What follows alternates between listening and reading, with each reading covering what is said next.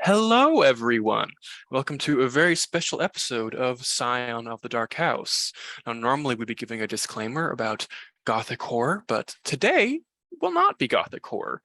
It will be something entirely different, set in the same world, somewhere we've been to before, but I'll be DMing. Hello, Colton, I'm the DM today, and we are going to dive right on in. So, our big little story begins deep in the Autumnal Wood, a place often overlooked, just past the war-torn chestlands and just before the territory of the Night Sisters, lies a serene grove of bright oranges and vibrant reds. The breeze carries the smell of the crisp fallen leaves that decorate the mottled ground. And while at first glance, this may seem like any other charming fall-time forest, just like all realms of the Feywild, here there are plenty of arcane oddities that the mortals of the material plane haven't even begun to understand. For many a traveler have found themselves hopelessly lost among the seemingly endless stretch of slumbering trees.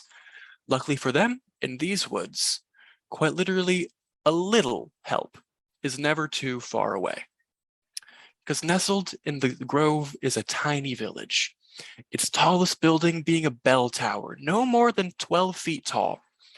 Underneath the bell tower, pushing miniature carts, selling warm caramel pies, and cheerfully singing good mornings to each other, are the Applings. These eager to please, Honeycrisp little sweeties are no more than a foot tall and have bright, shiny red apples for heads. And here they live lives not too different from our own, if a little bit smaller.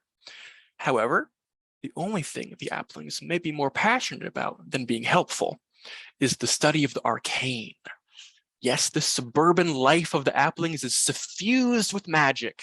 Magic helping dry clothes, cook dinners, and even helping clean up after. And this magic comes from their very own academy, Granny Smith's Academy of Arcane and Caramel Arts. It's here that we begin our story, within the oak halls of Granny Smith's library. And with his caramel-topped head tucked into a large book, a young Appling named Chester Honeycrisp sits and studies away. Spencer, would you like to describe your character? So I'm going to be playing Chesterwick Honeycrisp. He is an Abjuration wizard. Like mentioned, he has a red apple for a head, as well as caramel dripping down it.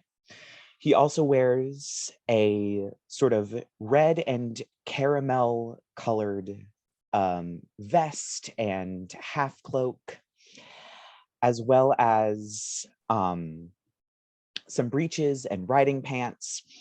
It's all beautifully beaded, and when the light hits it just right, there's a very rich sort of caramel light, as well as a sort of green apple green light that's reflected off of it.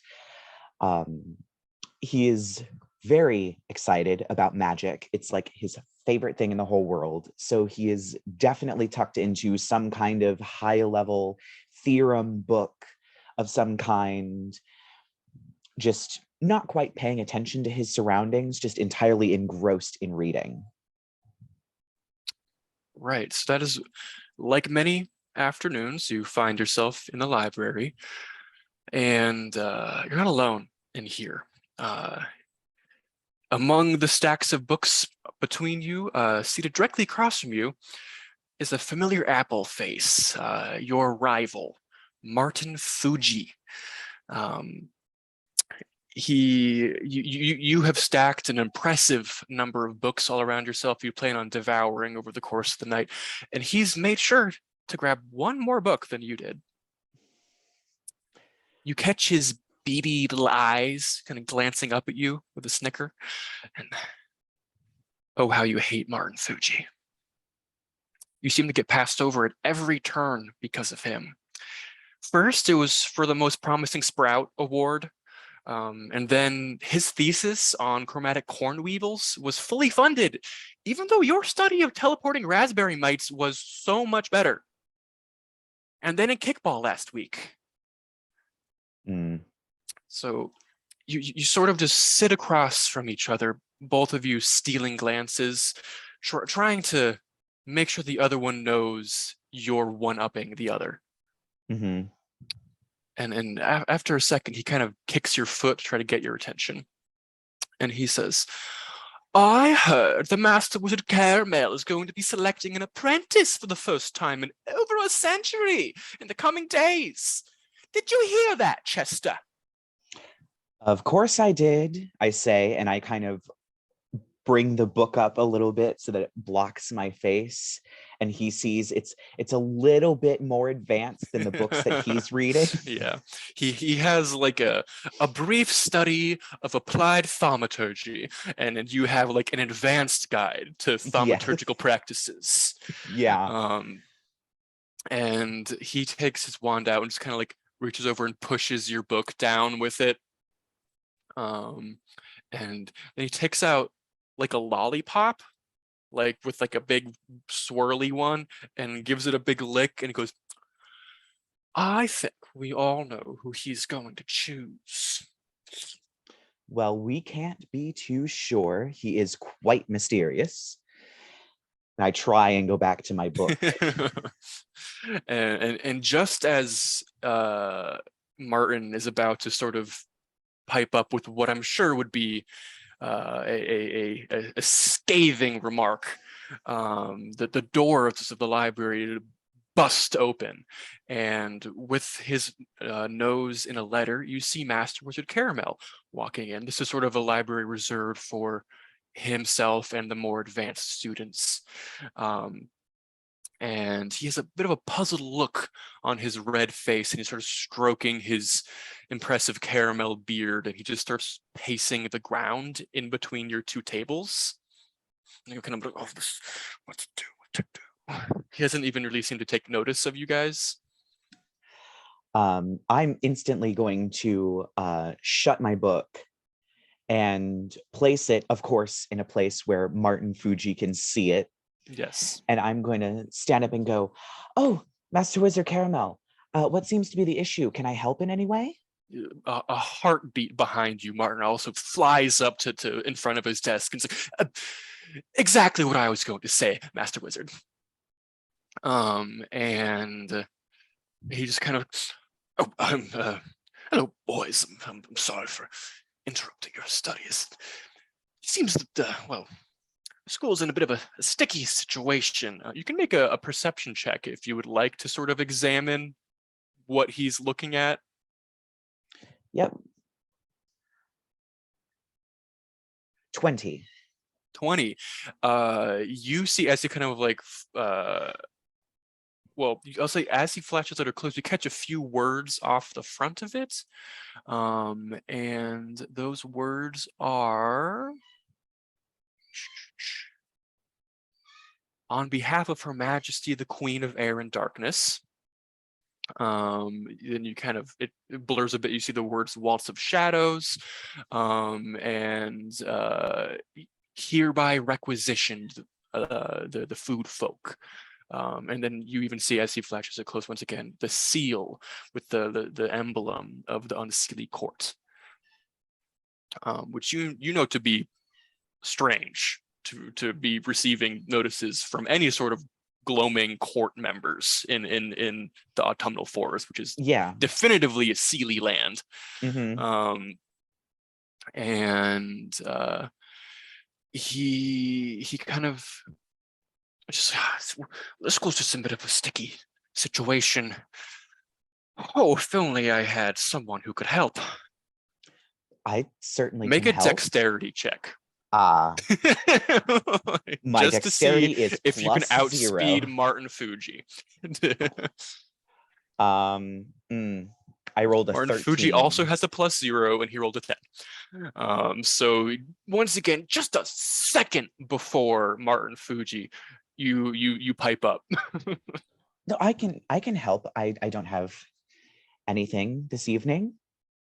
you kind of like kick some books behind you and like shove your Yeah. thesis materials somewhere out of sight. And just a second after you again, he like kind of stomps the ground a little bit in frustration. He's like, I think I might be a more suitable candidate, master wizard. He says, oh, it's you boys are too kind. I simply don't know if it would be well, okay. He I mean, you don't even really need an insight check to like kind of get the vibe that was intentional. Like Yeah. he came here knowing what would happen. Um, but you know, as a grad student trying to get their professor's approval does, you are just going to volunteer no matter what. Yeah. So he's like, well, I simply don't know who to choose. Perhaps uh, some sort of demonstration might assist. And you know, he's sort of asking for a performance of magical prowess. So you can decide whatever that means to you in this moment. Yes, I'm currently looking at my spells.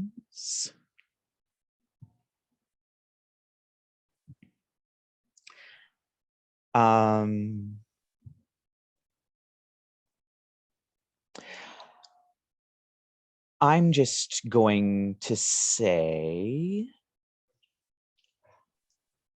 well, hopefully I can be a great candidate.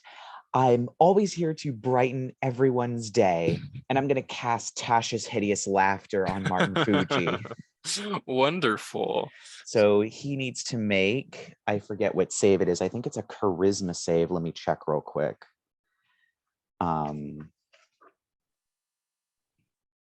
Oh, wisdom save. Cool. Let me double check that. Martin Fuji actually does not have a modifier for his wisdom saves. So I rolled just a flat 11. That definitely fails. My DC is a 15, so he falls to the ground, laughing hysterically. So once again, you two sort of race to the punch of trying to give a demonstration, and you just again there's a second before it his laughter, and he just is like, well, so I can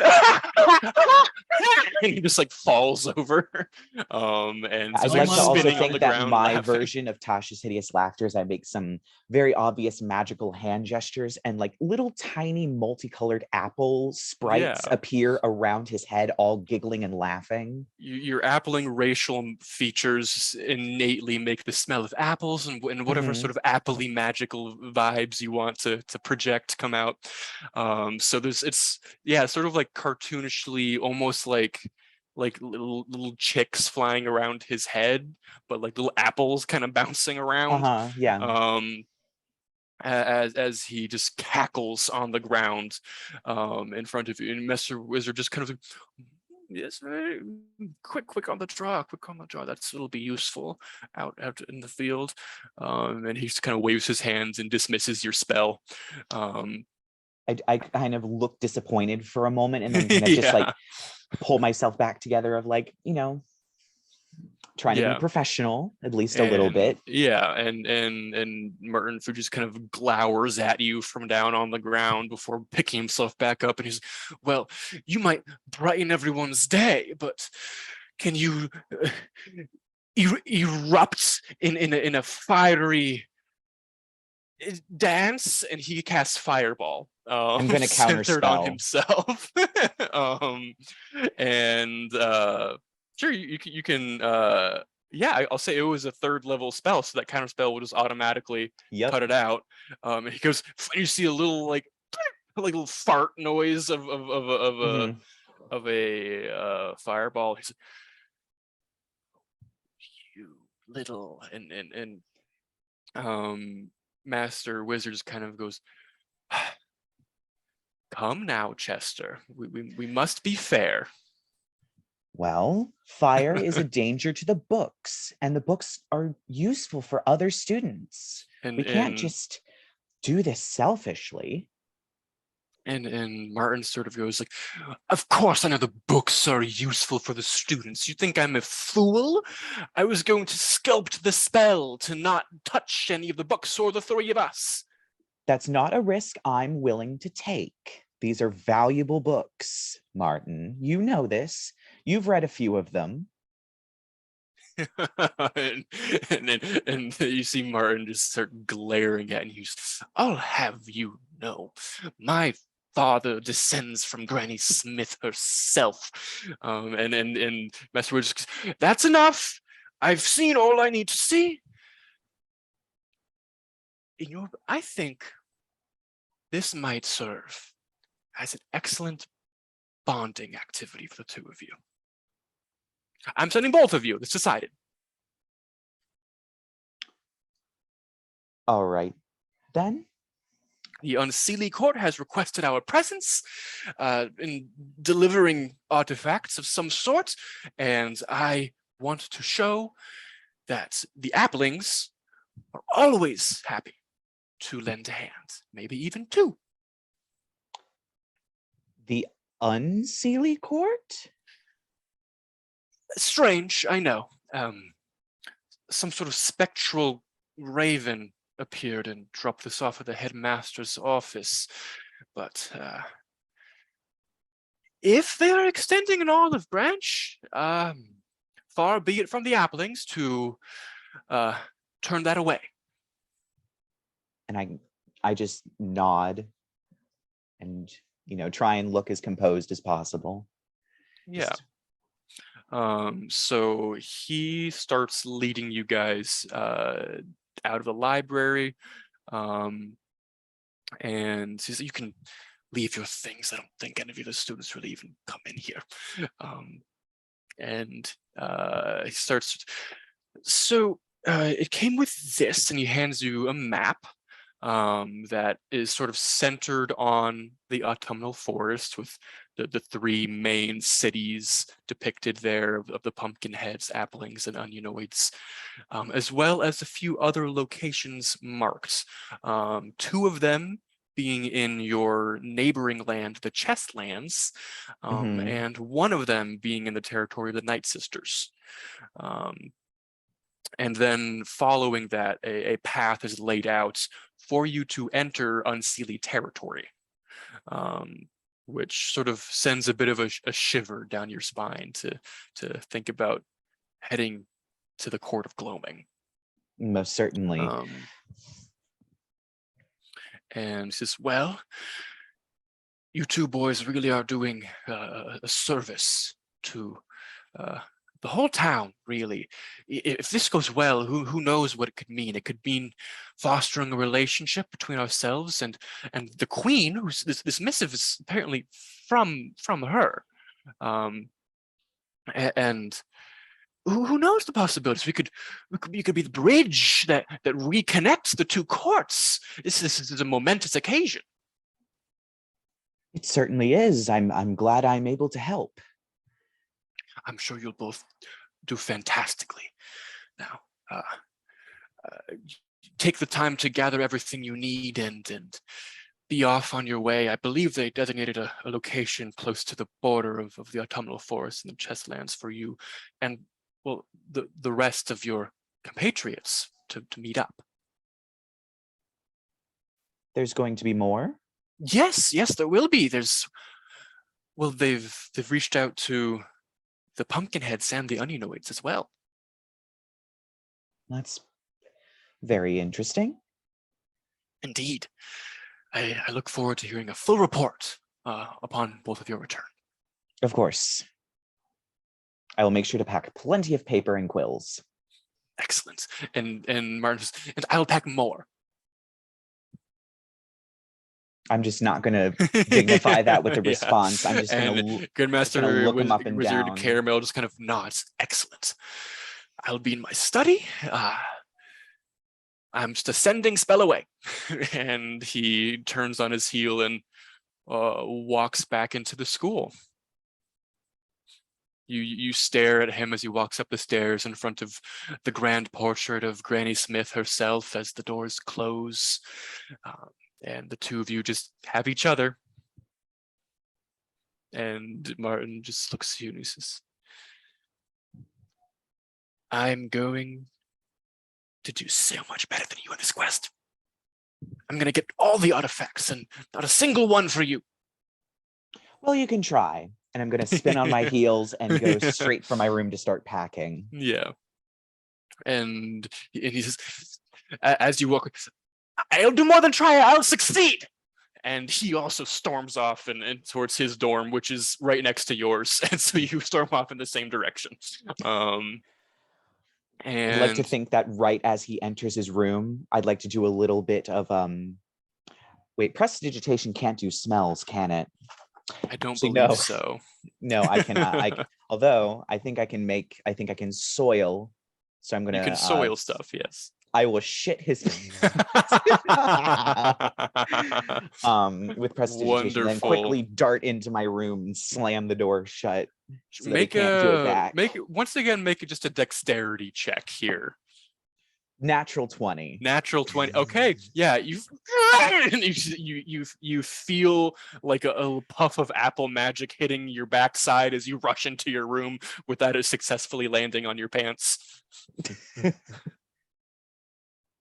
Yeah. Is there anything specifically? Do you want to role play anything here, or do you want to say we pack and move on? I'm going to say that I pack, and I would like to think that I start off towards the location before he gets there with the full intention of being Make like, me oh, another dex prepared. check and you have advantage because you shat his pants.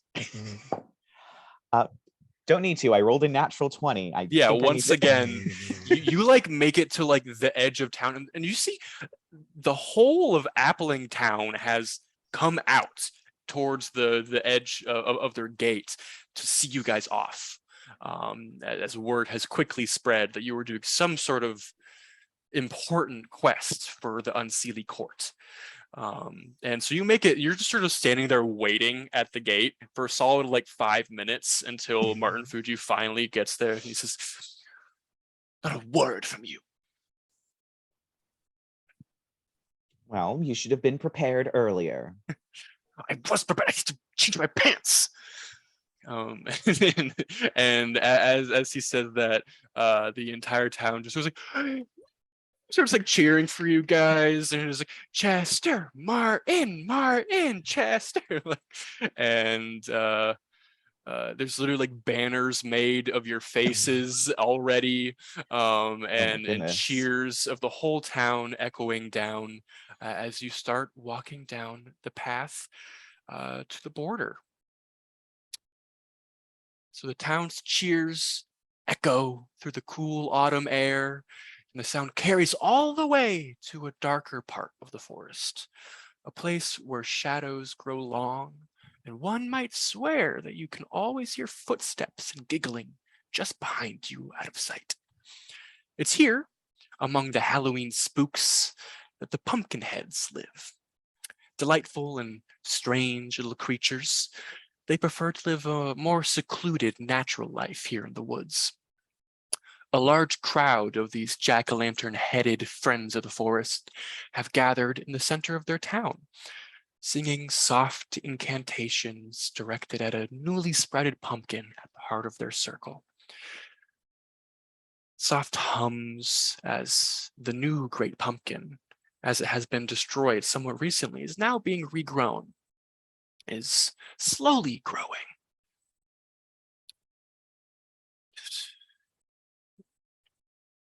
Suddenly, interrupting this peaceful moment, a whoosh of feathers and a shriek move through the crowd as a jet black crow descends until it rests on top of the great pumpkin. The crowd whispers in fear, "What is that? What's happening in its mouth? It's so scary!" Because in its mouth is a letter, and plain as day, all of you can see, it is marked with the sigil of the Unseelie court. So reaching up and taking that letter is a wrinkled and gnarly pumpkin that's in a long robe It's known as the voice of the Great Pumpkin. She looks up and reads and opens the letter, and even though your faces are sort of carved and they don't really emote, somehow you can understand she's surprised and a little scared. She starts reading it aloud, as the pumpkin people really don't have a lot of privacy. They share a lot of things in their society. And she reads, "On behalf of Her Majesty, the Queen of Air and Darkness, the food folk of the Autumnal Wood are hereby requisitioned to be prepared for a momentous occasion of the gloaming court, the Waltz of Shadows. Dispatch your heartiest citizens at once to aid in the collection of important artifacts necessary for the very success of the waltz itself. Included in this missive is a map detailing the locations of the artifacts, as well as a method of travel to the Queen's palace. Make haste! Your delivery is of utmost importance, and your presence will be most enjoyed. Signed, Lord Pagny Grumrat, High Restaurateur to the Queen."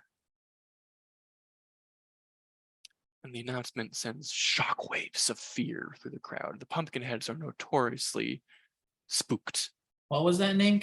Can you repeat that name? It was Lord Pagny Grumrat, High Restaurateur to the Queen.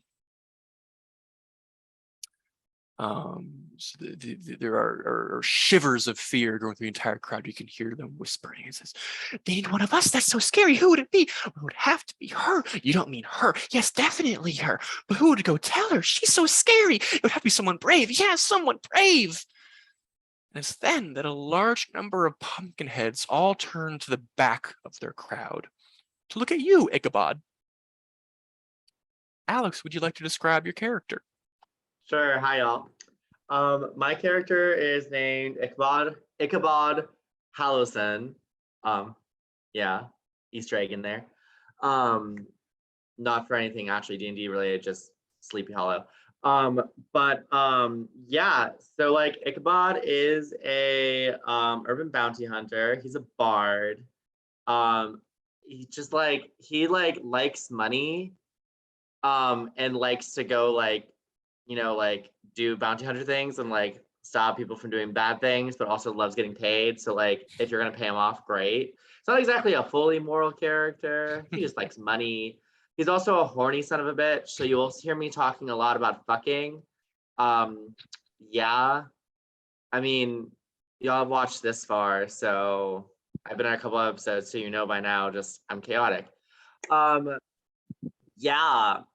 Think Pumpkinhead has a beautiful little jack-o'-lantern head. He's very sarcastic, very witty. He's wearing leather. Actually, is it leather? Fuck it. He's wearing leather because this bitch likes leather. And yeah, think a cute little we're really feeling this leather coat moment. It's cute, it's sleek, it's sexy. Also he has a beautiful lute that he just to jam out on. So yeah, he's probably in the back just while everyone else is doing their druidy shit, he's just singing, just practicing. Why is a bounty hunter a freaking bard? I just because I like money. Trust me, And being music. a musician doesn't pay the fucking bills. Okay. So you, Ichabod, doesn't pay the bills. Ichabod, you've always been sort of an outlier in this community. Yeah. Everyone else is very of one mind, very druidic, very stoic and fearful. And what your standout trait is honestly your bravery. And you've never really felt super at home here. You honestly haven't even been in town that long. You travel far and wide in these autumnal woods. So the entire town is all looking back at you, known to be the bravest of the Pumpkinheads. Hi, y'all. Yeah, that's me. That's about me. I mean, am I gonna get paid for it though? And you see this crow sort of like take off once it's delivered its letter, and after it flaps a few times, you watch its body sort of quickly wrap in on itself and spiral into just a little dark ball that pops away. That's cute. And you watch as the crowd parts to sort of create a path between you and the voice of the Great Pumpkin. And she slowly starts sort of hobbling towards you with her little druid staff. Literally, you sit there for a solid like 3 minutes as she closes maybe what would have been like 30 feet of distance. And she eventually makes her way over to you. Great, girly, Bessie, do you just want me to come there? That may have been smarter. Why don't you sit down?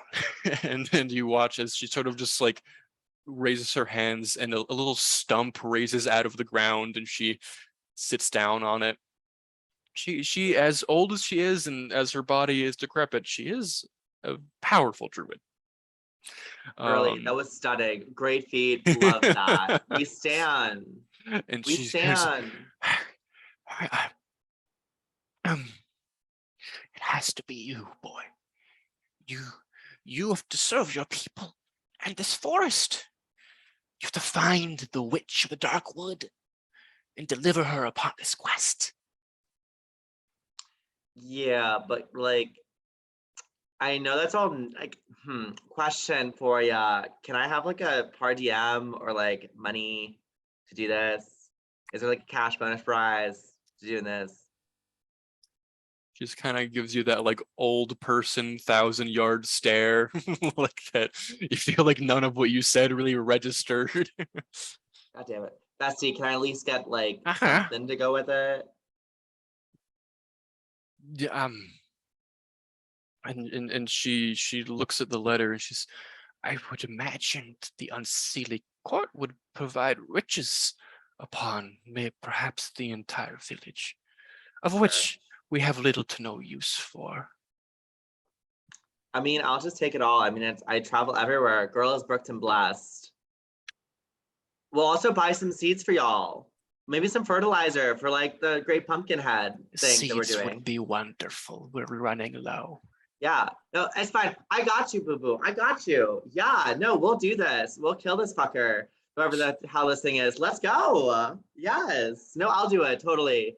For the riches. I mean, for the people. For the riches. For you though, Bessie. Yes, for you. Once again, just the 1,000-yard stare. AK translation. She just stares at Ichabod being, shut the fuck up, you fucking sprout. And she just goes, okay, go find the witch of the dark wood. And she starts like hobbling away. Bye, Bessie. Love ya. Bye, sis. Actually, it occurs to you, you have no idea how to find the witch of the dark wood. I have no idea. Wait. Hold up. Hold the phone. I just like scuttle after her, being like, and that doesn't take that long. I literally just do a step and I'm right next to her. So question for you, babes. Where am I going? Where am I going? Right. The witch of dark wood. Yes, where is Darkwood? Can you give me a GPS? You just remember the old adage. It's cabbage. We're talking about like coleslaw. Adage. No, there's no sorry. C. It's just an adage. It goes, if the wicked north path turns your way afoul, the witch of the dark wood will give thee a fright. Listen close for the cat's third yowl. Close your eyes, turn thrice, and snuff out your light. Okay. Cool. Lit. Anyways, do you have a map? Thank you, dear heart. You're the village, the forest. Good luck. She just starts like hobbling away. Bye, bitch. You too. Oh. Jesus. Okay. Turn. I guess that I'm gonna go this way.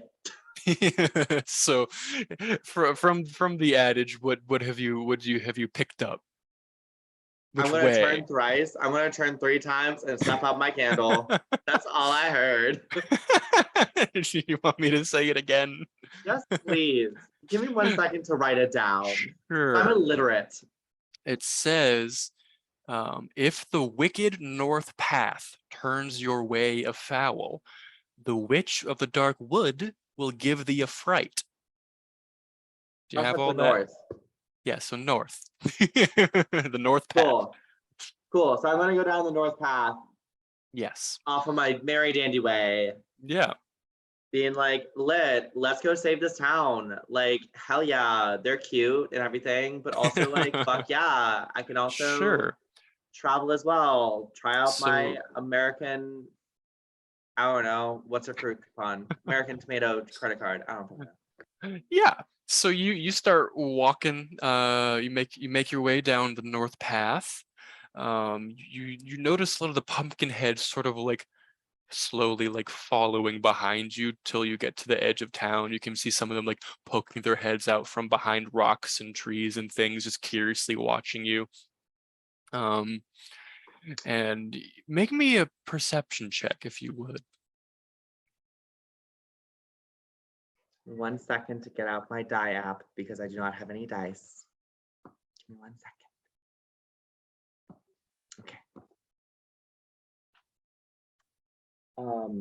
I have 4 plus 2, so that's 4, 5, 6. So these are 6? plus. Yeah. I'll say you can hear some faint whispers coming from the rest of the Pumpkinheads. So the only one you can really catch is, he's finally gone.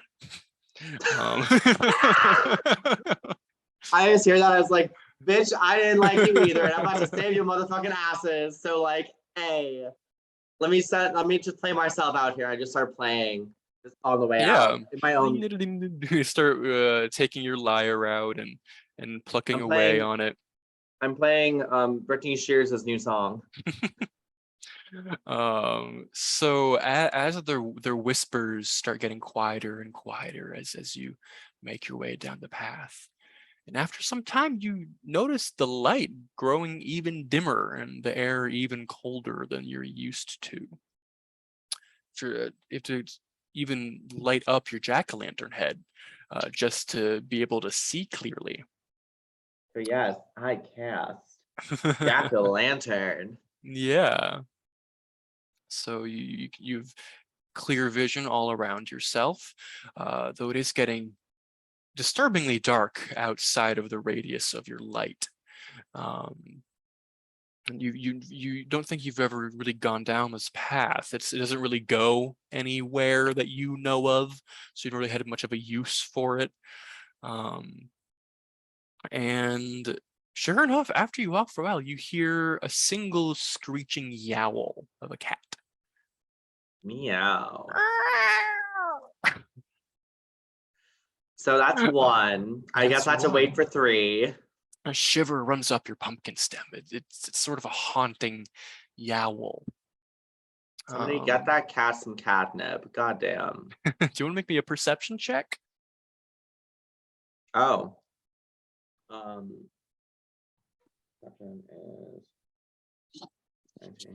21. Yeah, so I think you're starting to get a little paranoid as you walk, just from how dark it is outside of your vision. And you swear that you see shapes moving in the dark forms of the trees around you. Sometimes it even seems like the trees themselves are moving. And since you rolled really high, you even see far, you have to squint your eyes just to make it out. 2 tiny glowing green eyes staring at you from the darkness. Oh, hello, green eyes. Here, kitty, kitty. And it's at that moment you hear another. Oh, that's 2. I must be getting close. Ooh, so excited I decided to do this. And Let's hope I don't die. you start giving yourself a pep talk, or finally you hear the third yowl of There she is. Meow, bitch. And what was the last thing about that? Oh, I had to turn 3 times. You have Okay. to close your eyes, turn 3 times, and turn off your light. Okay, so what I did, what Ichabod's about to do, he's about to shut his eyes, does 3 turns, and does a death drop. And as you Fucking do, does a dip. the light in your head snuffs out. Second that I go down, second I hit the floor, it's bam! And then all the trees went. Yes! I just hear like flopping. This is what I hear this is just what I hear from like the all the leaves. All I hear. No, what you do here actually is starting at the edges of your perception, slowly getting louder, are the sounds of leaves crunching, soft footsteps coming closer until you feel and hear they're surrounding you on all sides. Oh, hello. I hear there's a lot of you here. Hello. Just what I like. Hello. Yeah. What do you But do? seriously, don't kill me. What does Ichabod do? First I'm gonna open up my motherfucking eyes and get off the Cool. ground. So the second you open your eyes, you see tens, maybe hundreds of these glowing green eyes staring at you, all surrounding you. You start Okay. standing up, and does a 10 beat your armor class? Armor class. No, I have a 14. Cool. You hear in some large shape, still too dark for you to really see, swipes at you. I guess I dodge it because I have a high armor. You kind of just gonna throw yourself backwards a little bit. Okay, And damn, as you kind of back up away from whatever this thing that attacked you was, you hear all these green eyes behind you sort of. Girl. This is a girl. What the fuck? Well, this one was even lower than a 10, so a 9 does not beat your armor class. Another large swipe comes in your direction. Girl! What the fuck is with these swipes? And would you? I'll say so as you like do your best to handle whatever this unseen assailant is, you swear that standing among the eyes is a Pumpkinhead that you don't recognize. Wait. So, what? Like, wait, actually, because we realized that Nino and I we do know each other's characters because of just the characters' feet. Well, this is not him. Oh, gotcha. Never mind. Just kidding, y'all. You didn't see that. Nino is an onion. You're not crying yet. If you're Yeah. crying, then I'm around. Gotcha. So you see the vague shape of a jack-o'-lantern face staring back at you. Gotcha. Oi, you! What the fuck is happening? Help me out here. Eeriena. You've been having a lovely day, Eeriena. You had a healthy breakfast of candy cream corn from your very own garden. You helped a lost swallow find its way back to its nest. And you were just taking your kittens for a walk over to see the blights by the North Path. You know how they love to play with each other. And then you see some idiot laying down in the path in the dark, being turned into pumpkin puree by the very same blights that you were here to play with. And like, how stupid could he be? Everyone knows that blights will only attack in complete darkness. So, not sure what he's up to. Kyle, would you like to describe Eeriena? Okay, so Eeriena is a young female pumpkinhead. Well, probably like, I don't know, pumpkinhead equivalent to like mid-20s. She's hasn't been living in the village for a while now, probably since she was like a young teen. She kind of left the village. She's wearing a full like capelet that goes down her back. A vest over a blouse, which has a giant skirt underneath it with an apron. And the apron is like it's all patchwork. There's multiple different kinds of cloth put together. It's kind of a little scungy and muddy. She doesn't exactly do laundry super often. And there's like multiple little pockets, and out of each pocket is hanging a kitten.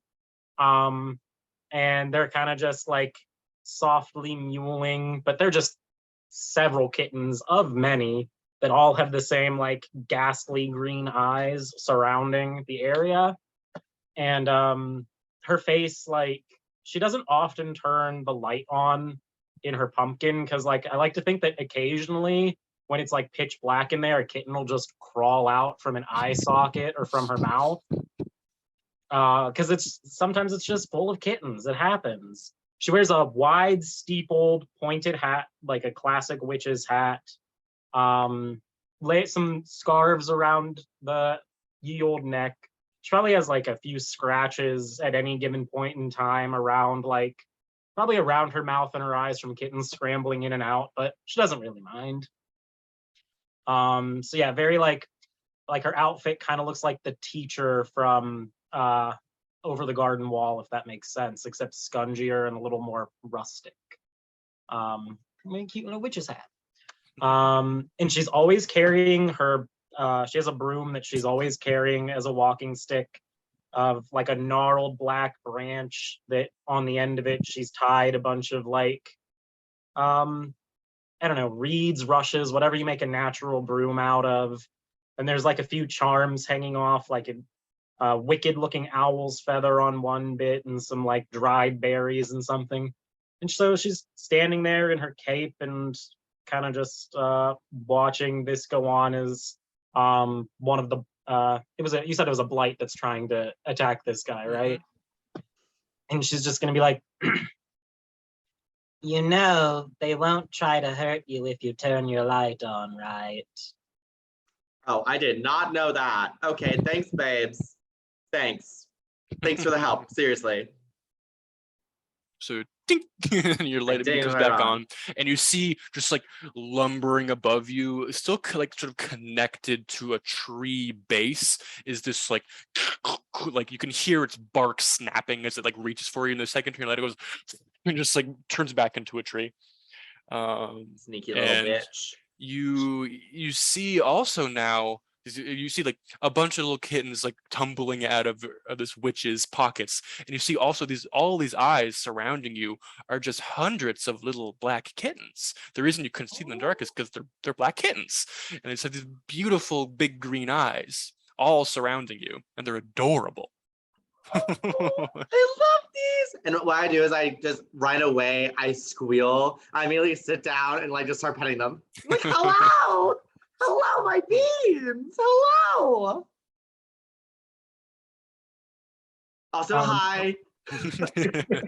As he does that, I'm just gonna like kind of tilt my pumpkin for a hot second before walking over to the blight and giving it a reassuring pat, like it's okay.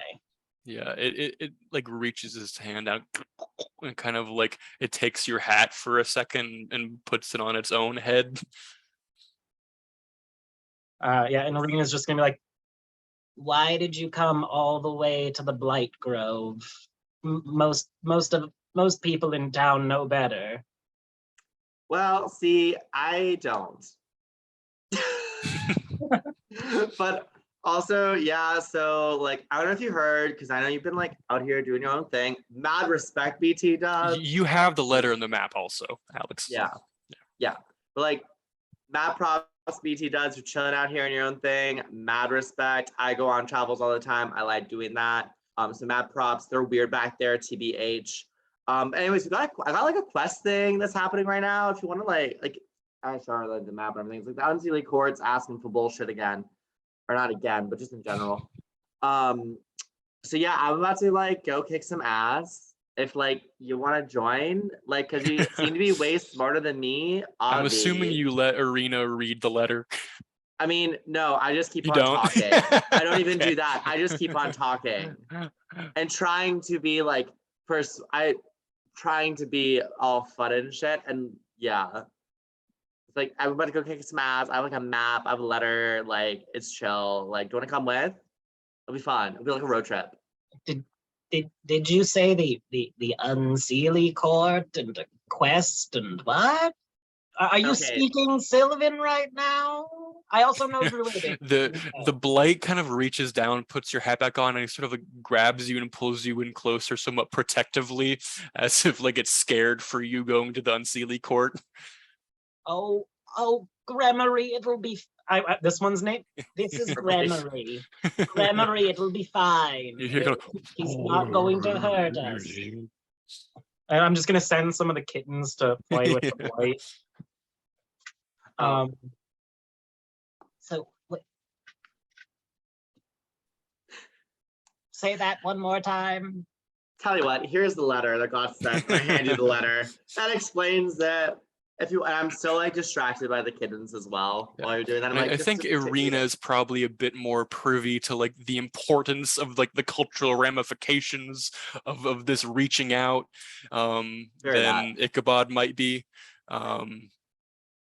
Ichabod has one thing in mind, and that's beautiful riches and like traveling. That's why I became. I think Eeriena is also. She's used to having to take care of herself, protect herself. She's dealt with a lot in her life. So, I mean, you can make me an insight check if you would like, Eeriena, on this letter. Okay. I think you're probably, out of all the characters here, the best at that. All righty. Let's pull up ye old sheet. Insight. Oh, okay. Well, we'll find out. Oh, that's only a 10. Sure, I'll say your first thought is like, oh, the Unseelie court reaching out for help. That's odd. But then your mind sort of returns to like, it's the Unseelie court though. Like, this is suspicious. Yeah.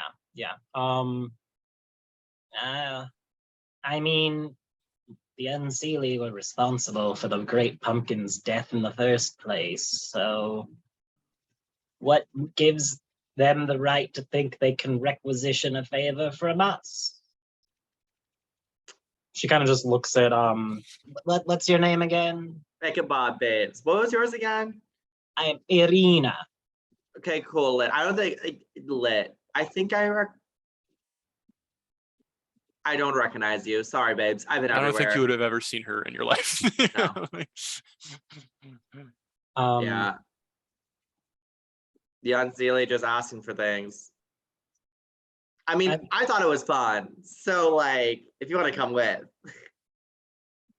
It's not even a request. It's all practically a demand. And she kind of like eyes the note, and like maybe a kitten falls out of one eye real quick. And she's just like, It'll be fun. She going from the note, she looks at Ichabod and she's just like, can I really let this idiot like leave the forest by himself to go out to danger? Because I feel like she kind of got like, she knows how the other Pumpkinheads can be sometimes.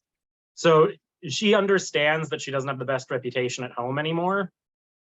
And they sent him here specifically to ask for her help.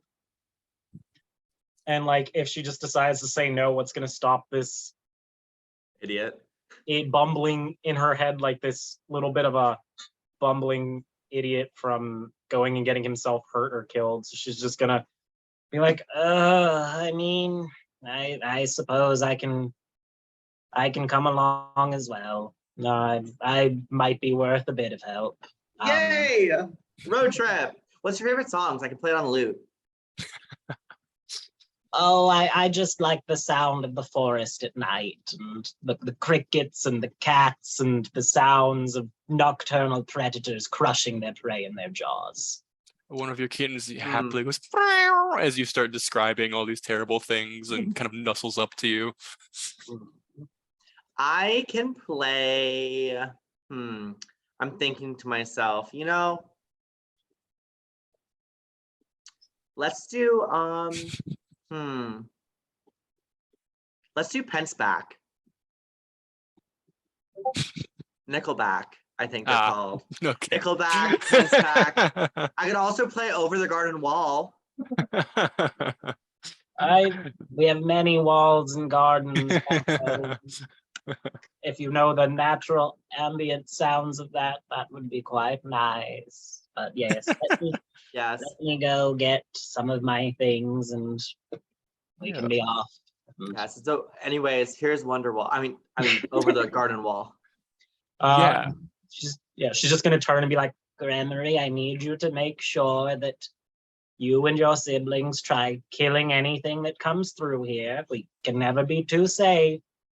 Kind of like waves its arms somewhat menacingly. Good Twig Blight. Or not Twig Blight, this is a full blight. She's like, good Blight. And then she's gonna look at the assembled kittens and be like, all right, everybody. Road trip. Yeah, so you make your way back to your little abode. Did you take Ichabod with you to your little cottage, or do you like leave him here? I'll take him with me, Sure. and it's literally just like a hovel, Yeah. like rotten You, tree. Ichabod, would probably like, ugh, gross, she's poor. But like it's I think I'll be more a like- beautiful little homey, there's a little garden, lots of cat toys that it looks like Eeriena probably built herself. This is cute. I love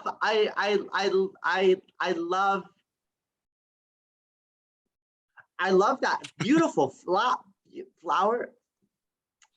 Yeah. You have a beautiful home. Beautiful home. They- I love the flowers. Very, very, very pretty. Very. Good call on. You just see her start ripping clumps of them out of the earth as she just starts shoving them in a bag. And she goes, "They're medicinal." Yeah, and she just throws together her herbalist kit, and Wonderful.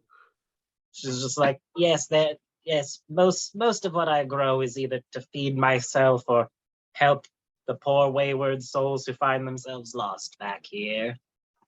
Brilliant. I love it. It's just so charming. So charming. Quaint. Charming. So charming. Yeah, how many cats do you have? This I'm surprised they can all fit in here. So cute. They've been with me for years.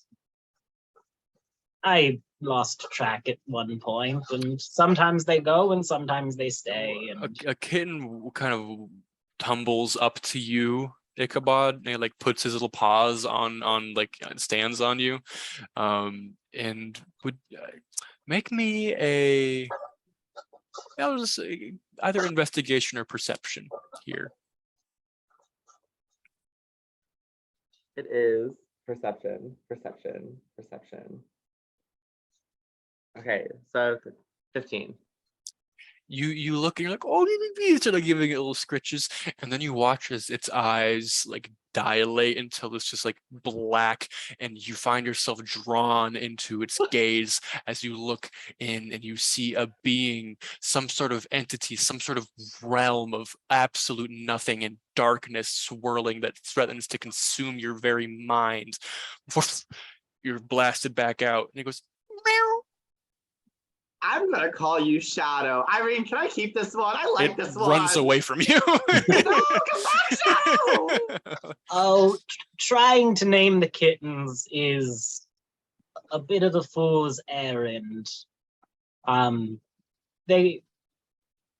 not even sure if they have their own individual minds, to be honest, and I've lived with them for years. One gonna sitting tell you next this to Reidmiller right goes and sneezes. Oh, it's like pet. Yeah. I like to think that because we're small creatures, kittens are like cat-sized for us. Yeah. Like full cat-sized instead of like, because a full cat would be the size of us.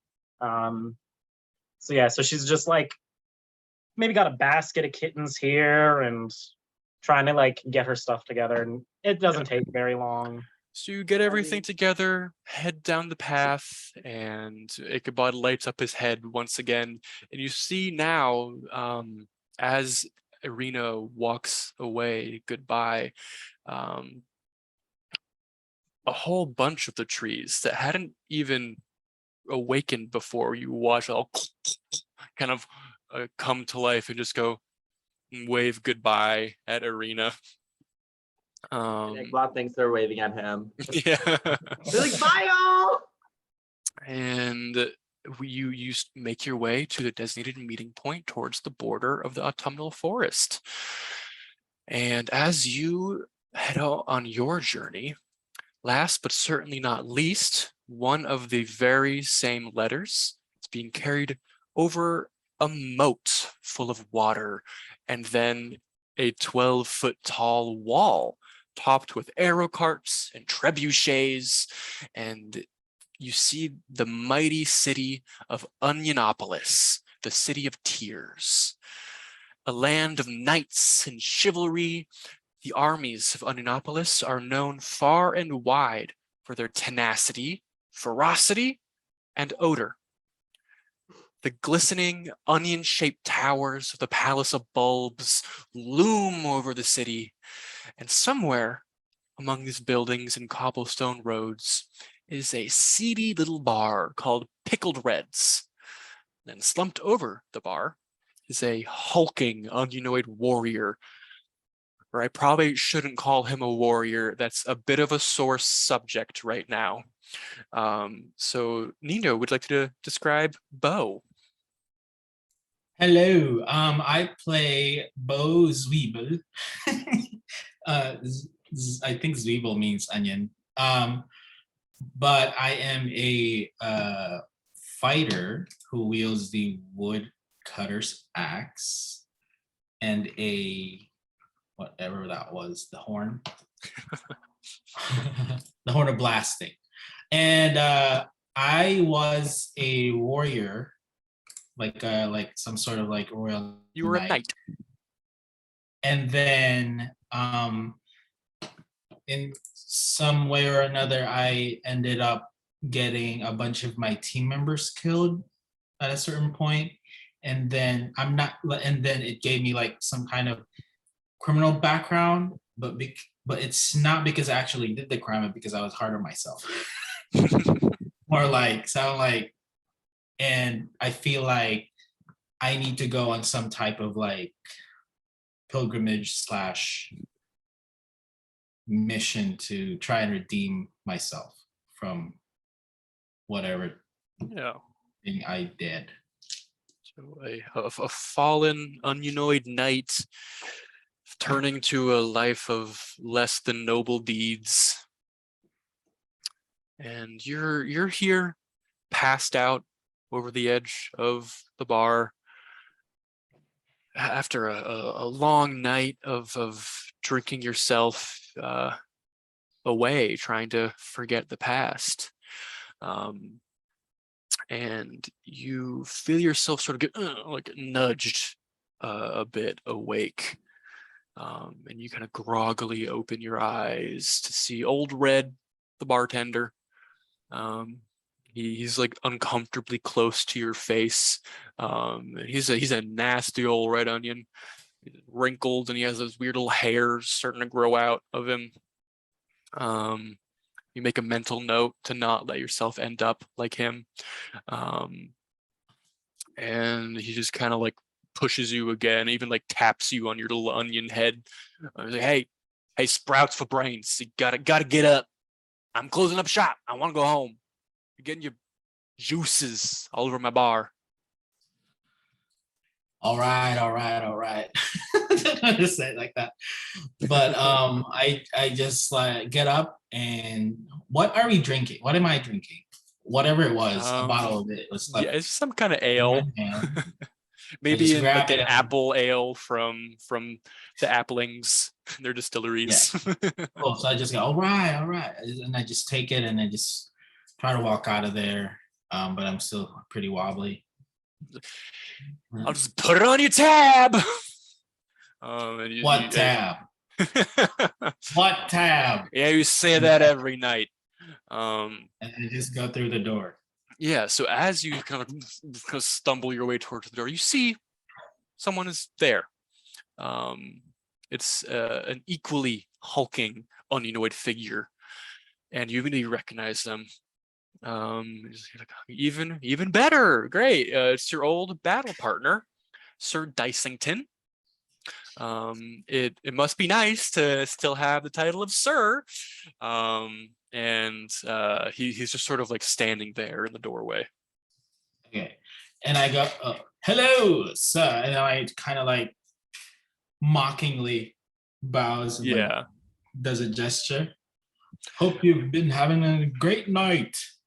And you see he kind of just rolls his eyes, and he goes, I thought I might find you here. Drinking yourself into a stupor again, huh?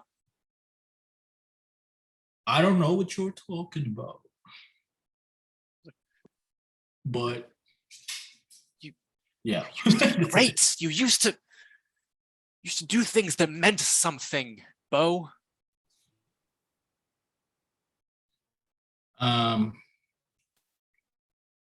Wait, who are you again? He's like, really? We went. I was your best friend. I considered myself your brother at one point. Well, that doesn't mean shit no more. I'm like going back and forth with these accents. What the fuck? But that doesn't mean shit.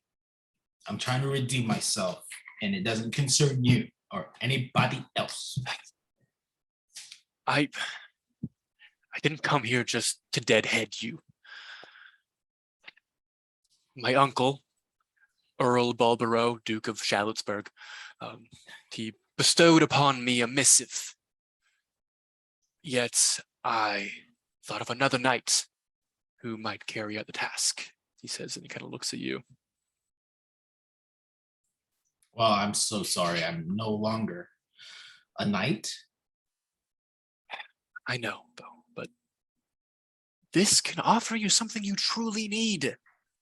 He kind of puts his hand on your shoulder and like stares you closely in the eyes. Redemption. Are we about to kiss right now? God damn it, Beaux. You take nothing seriously anymore. Okay. What is this about? And he unrolls a scroll and holds it out to you, and you see the very same letter that I read aloud earlier.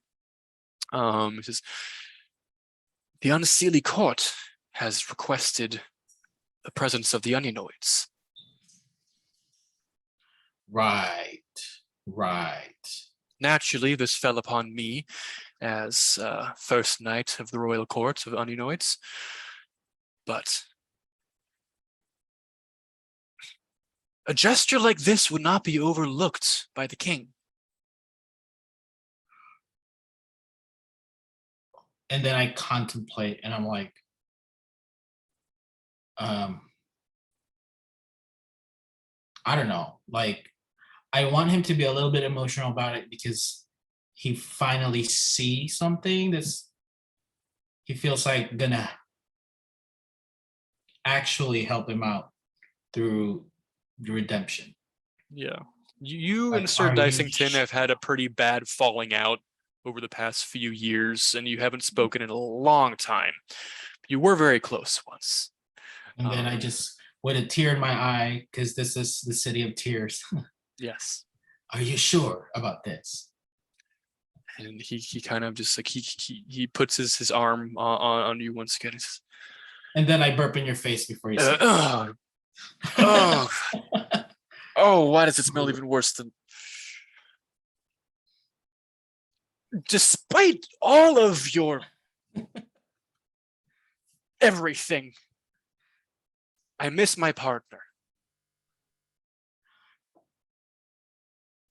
I missed you too, but wait, partner like partner? No.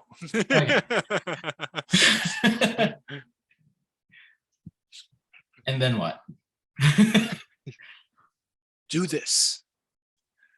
My uncle will speak highly of you if you complete the deed. Okay. He has the king's ear.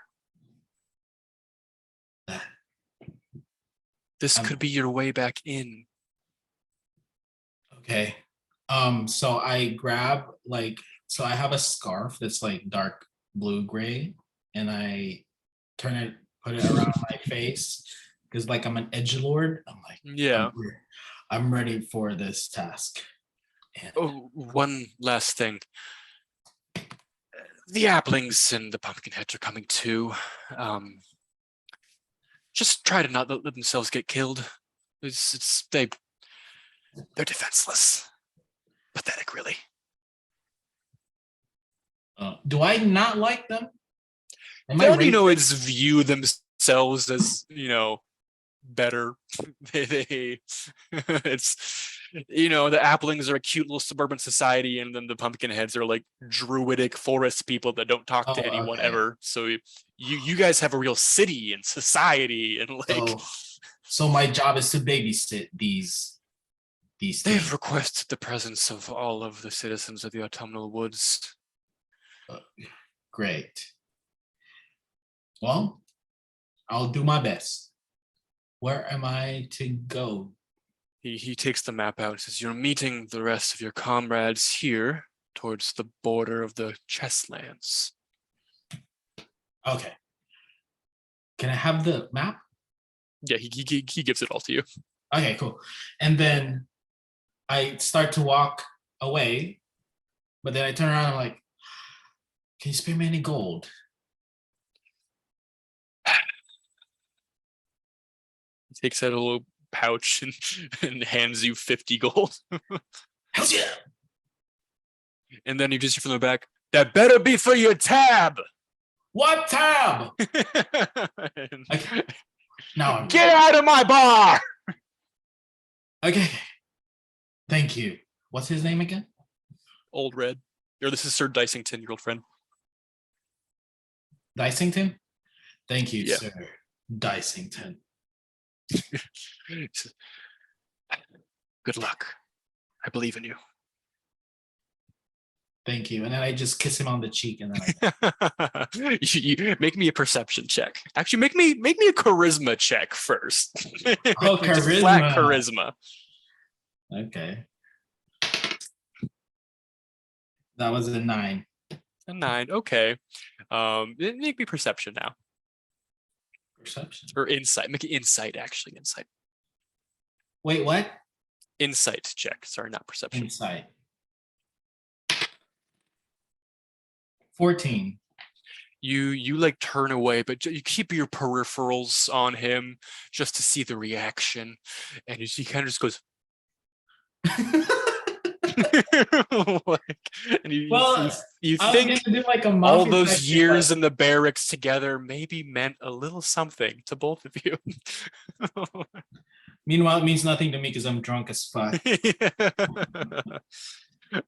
So you I don't even know if you prepare or anything. Maybe you just head out immediately. I just head out because I'm always ready. Yeah, Because always. I'm always out and about. So all of our parties are on the way to the same destination. And over the course of about 30 minutes, I'll say the Applings get there first, followed by the Pumpkinheads, and then last but not least, we have our Unionoid fighter. So we can have this meetup role played a little bit as all three of these paths connect, and you see this shimmering ethereal barrier that you can still sort of see past this shimmering and autumnal forest, but you all know this to be the barrier of the lands, and the second you pass through it, you will no longer be in your home. And we are all finally arrived.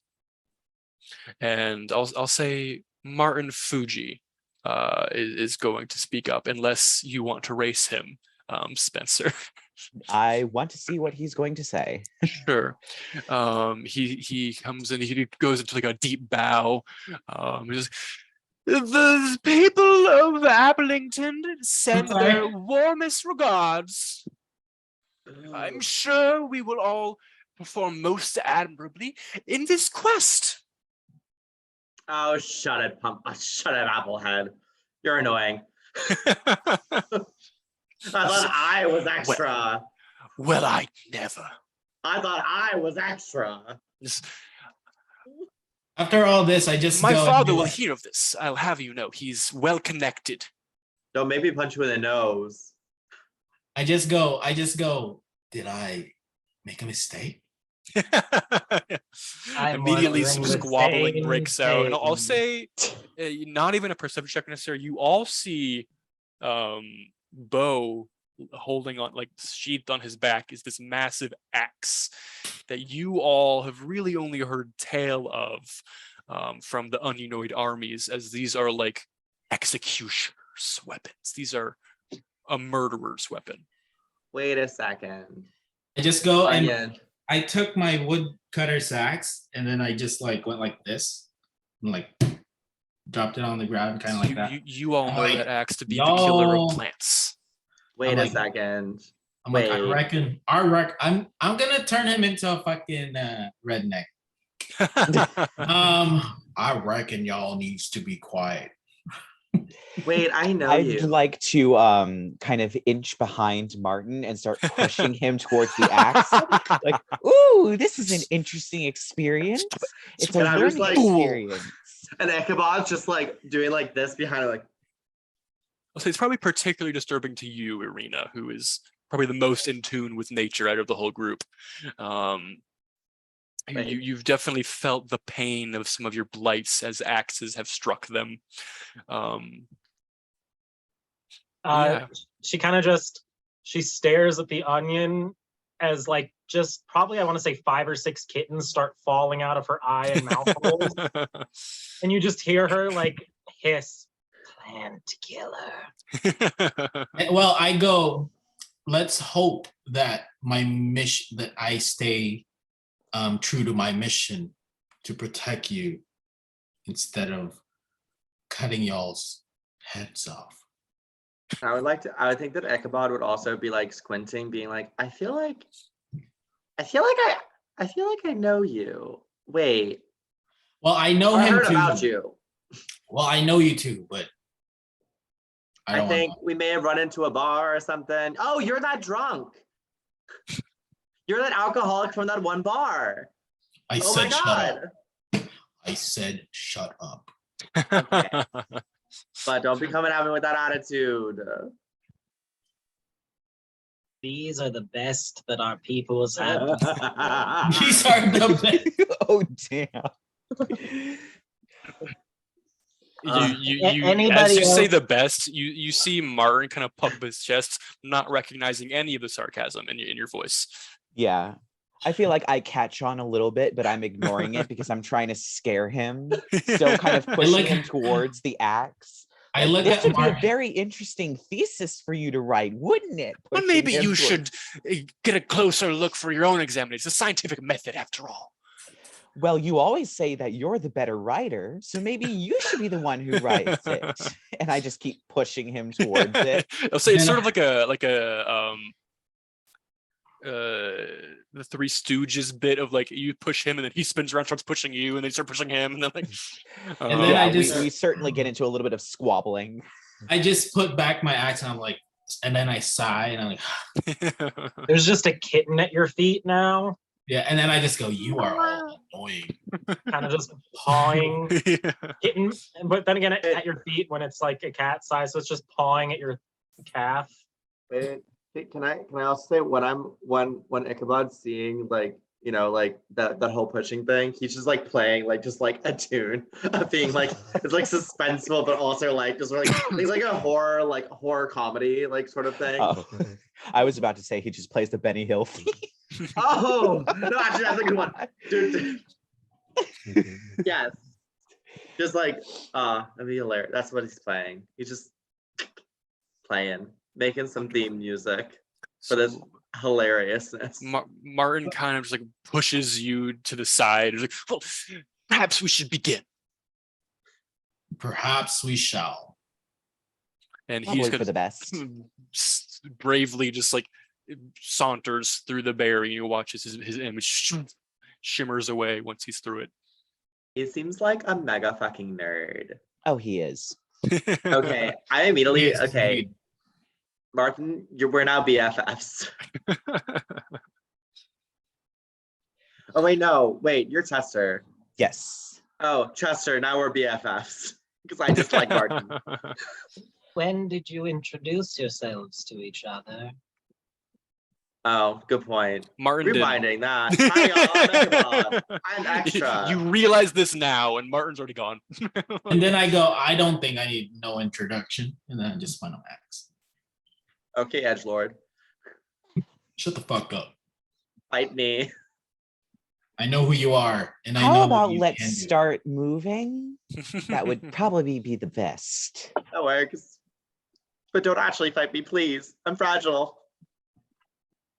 And I'm going breaking to head through the barrier, but I'm going to leave a good like maybe 10 feet between me and Martin in case something happens to him. I can just start backing up. Sure. So do we all proceed? Yes. I want to think that like Eeriena waits for everyone else to go, Yeah.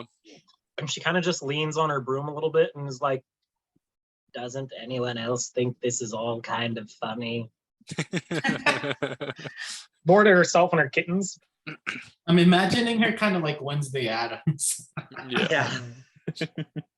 Oh, she has a very flat voice. That's full show. So yeah, she's just gonna like kind of follow slowly after everybody else. Yeah. So you guys all push through this barrier into the chess lands, which I feel like none of you have really ever been to, probably. It is, you see sprawling out before you these rolling hills, all checkered patterns, with little ruins, monuments all around that in the vague shape of chess pieces, lots of shrubberies all around, and most importantly, really not far away from it, maybe 40 feet away from you guys, 40, 50, is just a straight up battle happening. You see red chess pieces and white chess pieces all just slaughtering each other in front of you. The sound of screaming, clinking of shields and swords, and this is the most horrifying thing any of you've ever seen in your lives. You've all maybe not you, but No, it is, seen 'cause, battles, like, but not bloody. You've never seen real blood. You've seen like you've Yeah. chopped up other onions and things. I can just and, go, like, what the fuck is that? like, and you like a helmet kind of tumbles over towards you guys as like and there you can see some blood spatter on the ground in front of you guys, and this is just the grisliest thing any of you have ever seen. What the fuck is happening? What? What? Well, I wasn't expecting the- this.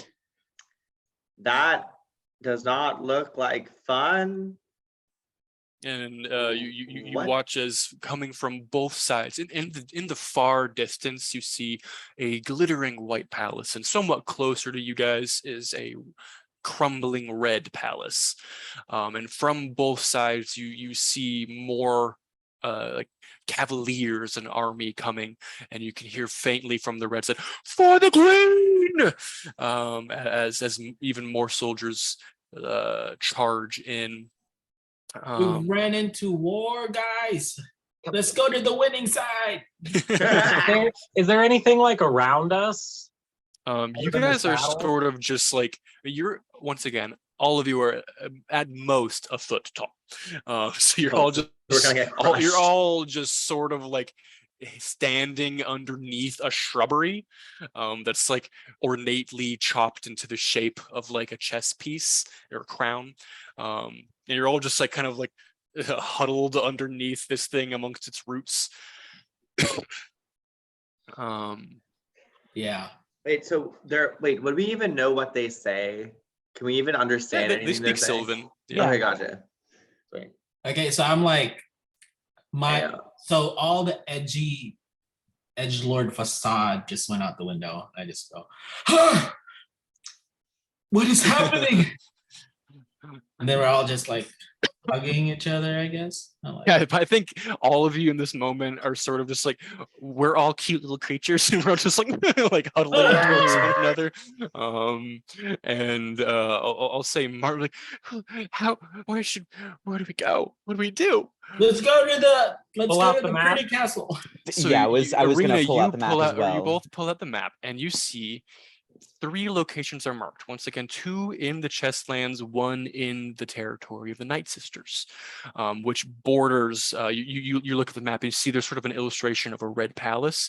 The Night Sisters domain sort of also borders on the side of the red palace, and then it kind of loops around your forest. And you see, as now that you've entered the Chestlands, 2 phrases kind of start carving themselves into the map, and as they're being written as you're looking at them. The first says, "A bushel of pears from Lord Botticelli, the partridge in the pear tree," Of course. and "a satchel of tea leaves from the teacup princess." Oh gosh. So you guys are sort of at the very border of this map right now. You know that there's 2 illustrations, the white and the red palace, and some vague topological markings that you can do your best to decipher. And sort of a bit below you guys and a bit to the left, you see that's where the teacup princess's name has been written. There's a little sigil of a teacup. And then a lot closer to the white palace is a sigil of a pear tree grove with a partridge under it. So you're much closer to the teacup princess than you are to Lord Botticelli, but you might want to loop to Botticelli first and then the teacup princess, or other way around. It's up for you all to decide.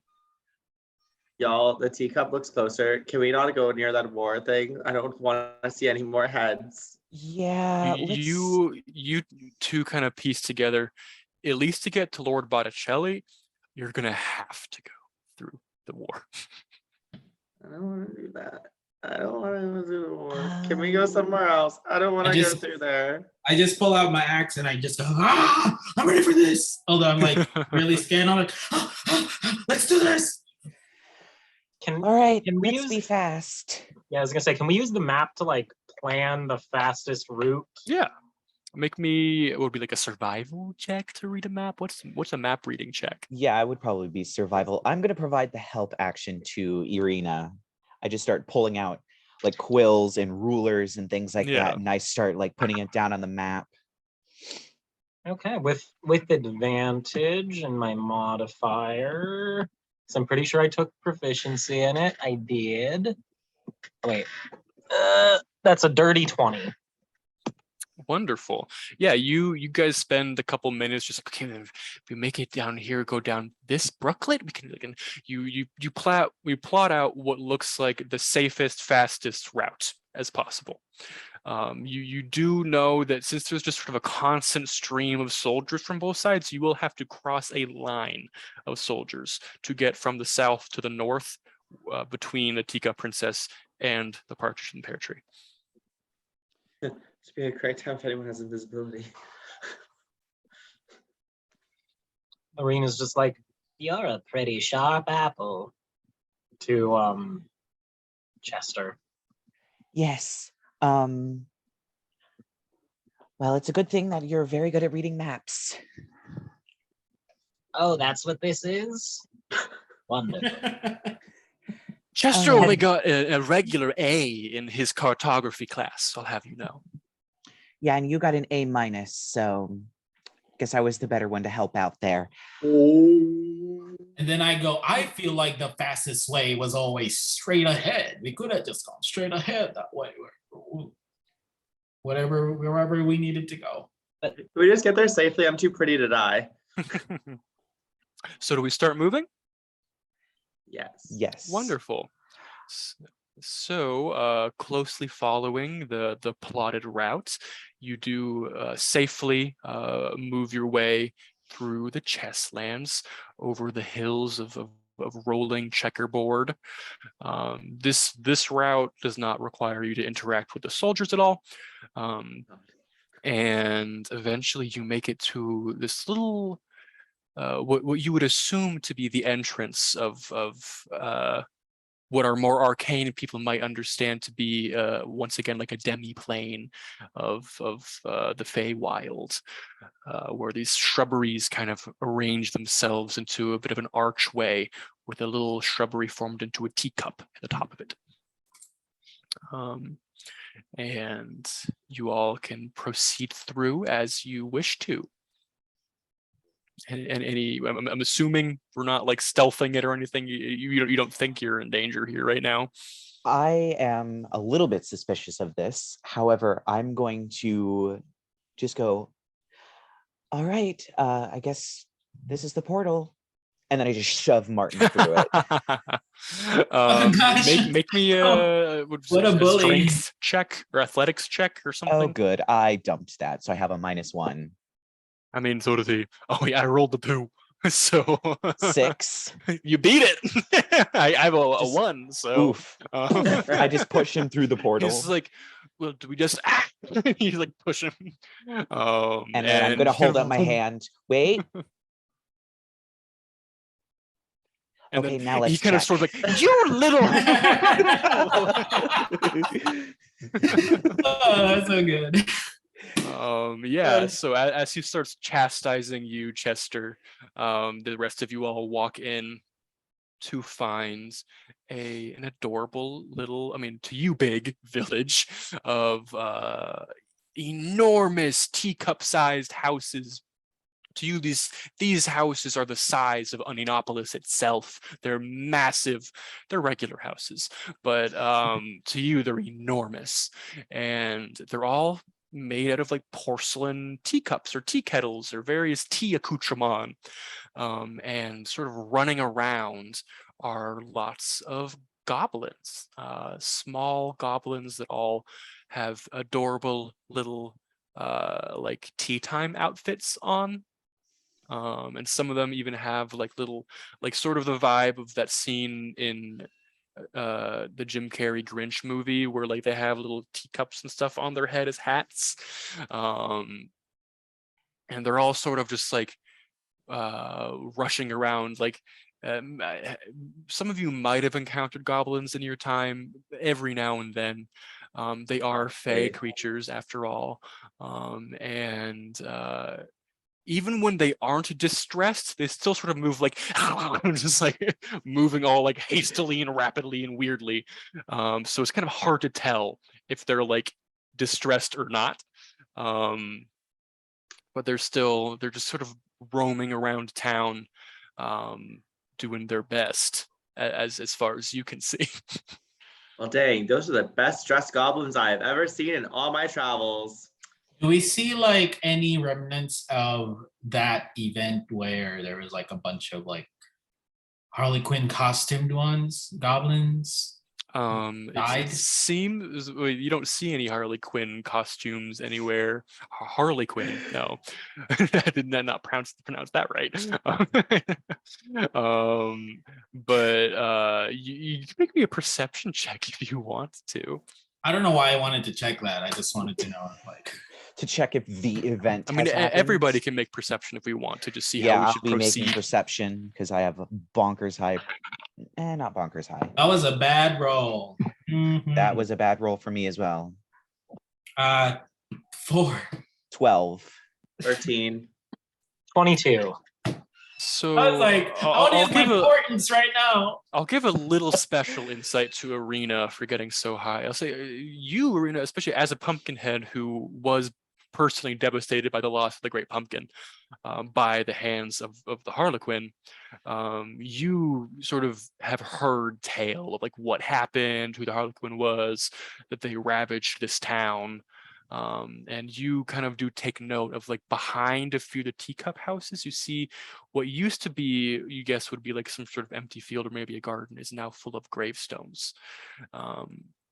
And otherwise, the rest of you just sort of look around. You don't see anyone resembling a princess of any kind, which was your mission.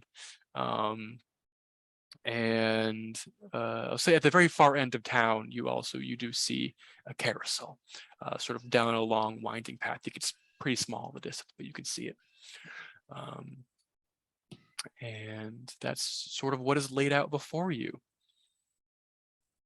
Okay. Should we ask one of them?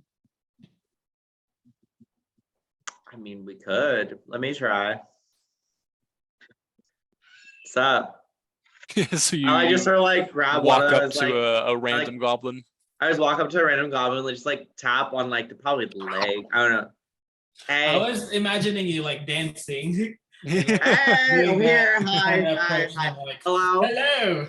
hello, hello, goblin. Yes. You. Hi. What can I Hi. Hello. Hi. Hi. Question. We're here to see our great friend, the Teacup Princess. Teacup Princess. Yeah, the princess. We're here to visit her. She's Do you not know here. where she's? Where Well, is she's she? here, but she's not. Where is she? Can we see her? Yeah. Kind of Yeah. start scurrying away. Okay, after him, guys. Let's go. It's taking us to the So, princess. Yeah, so y'all have to like kind of hurry to keep up with him. But he's like crawling around on all fours and in his nice little tea outfit. And he leads you down the path towards the carousel. But then it kind of takes a sharp right and walks, kind of stands up and walks over to like a garden shed, it looks like, and opens the door, and you see in here there's like rakes and shovels and like fertilizer and buckets and things, and then just sort of like propped up against the wall you see a little girl in a nice little tea dress outfit, still holding her hand out on a cup of tea, looking like she's frozen in time. Just like, So sad. So sad. they've apparently just sort of shoved her in the closet. I missed All been there. I missed the opportunity to make my character sound like Patrick. Oh my Patrick goodness. Star. So I'm gonna try and do that now. Yeah, so he just kind of turns around. Like a princess. What's wrong with her? Yeah. I don't know. She's not moving. She's just kind of like that. Is that not normal? No, that is far from normal. Okay. I'm gonna make an Arcana check. Just Sure. to kind of make some assumptions based on the reading that So I've done. Martin About... will make his own Arcana check. Of course he will. He will not give you the help action. And I rolled. That's okay. I think that's probably.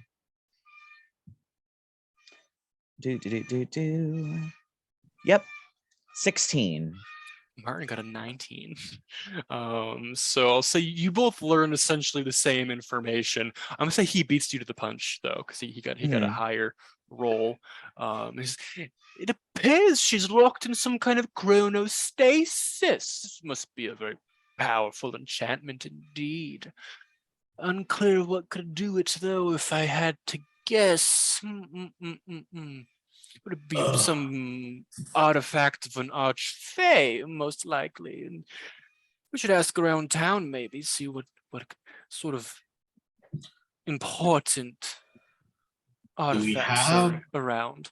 Do we have to unpetrify her to get what we need from her? I'm gonna cast Detect Magic. Sure. I kind of take my staff, and the apple on the end glows, and I kind of twirl it a couple of times, and then I'm going to look around and see what kind of magic is around. Yeah, so you do so, and I'll say you first kind of pick up on like Eriena's cats are just like deeply magical. What school would they be? Maybe evocation. As they're just something is up with those cats. You're not quite sure what, but they're magic. And then you look at the princess, and I feel like time magic would probably be like transmutation. I feel like that's what it would be. But you do get like she's just this strong yellow glow of transmutation magic, and then sort of even through the doorway of the shed, you see like a yellow glow coming from outside. It kind of makes you peek your head around, and you see the carousel. It's just like this shining beacon of yellow magic. Theory, it's the carousel. Something's going on with the carousel. You didn't prepare to detect magic, did you, Martin? I mean, let me look at his spell list. He did not. He went with much more offensive magic. Of course, as always. Well, don't come crying to me when you're being killed by an unseelie fairy. Well, I'll be sure to stand behind you. Anyway, I think it has something to do with the carousel. The carousel and the princess are giving off the same type of magic. There must be a connection. Maybe she's frozen for a reason. I'm What if sure. she's too powerful or deadly? And she's just like maybe this we like can put her adorable back. little girl. I would like to. I feel like we like everyone in the party just like looks at him being like, What did we need from her again? You needed a satchel of tea leaves. Okay, well, why do we have to stop her from moving? Can't we check her pockets? We can't just Can we? take it. Well, she's not moving. Yeah, Can but we? there's I'm down. rules. We ain't got no time for that. I mean, the law of the forest, if you're not prepared, you're someone's dinner. I say we just check it. Sure, roll me an investigation, somebody. Mine is shit, so I don't want to do it. I'm not doing it because I'm a rule follower. I mean, do you want to? Do Wait, do I want to? you want to or no?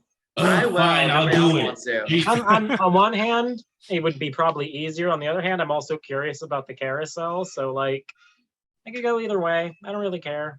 Okay, I'm gonna roll and we'll try. Wait. I'll check. I have a plan. Why don't you apples go check out a thing, and I'll in Copperfield, whatever, for the sack. Well, I rolled a 1. So Yeah. glad you know it's a 2 because I have a +1 in investigation, so it's a 2. Yeah, you don't Oh find hell anything. yeah! Minus 20.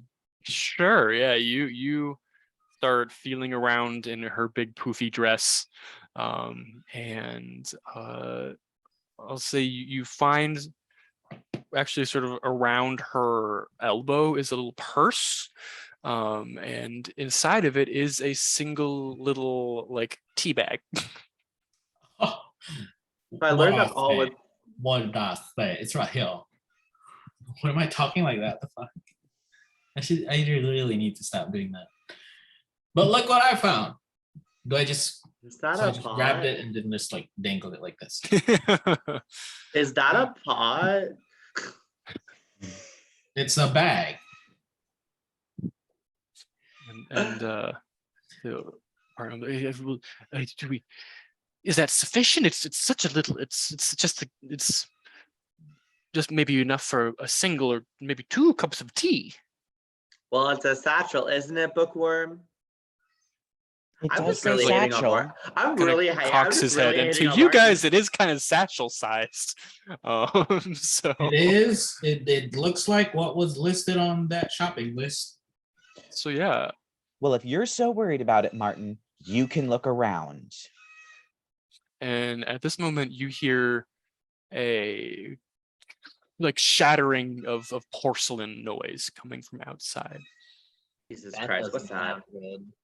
And I like to think the Uh-oh. kittens at this point are just like crawling up the teacup princess. sure. Like she's an oversized scratching post. Yeah. They're starting to tear up her dress a little bit. Uh-oh.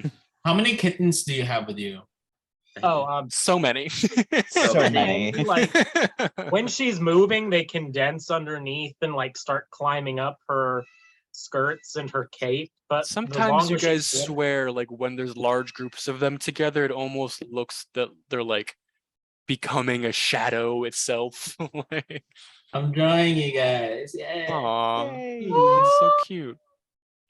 But For the Um, swishing. But you do hear a shattering of porcelain coming from outside, and a bunch of goblins screaming as they start like people scurrying past you, running away, and you hear something. She's back! She's back! what? I'm gonna look outside and just kind of see what's out there. Yeah, See if I it's can not see hard to anything. spot.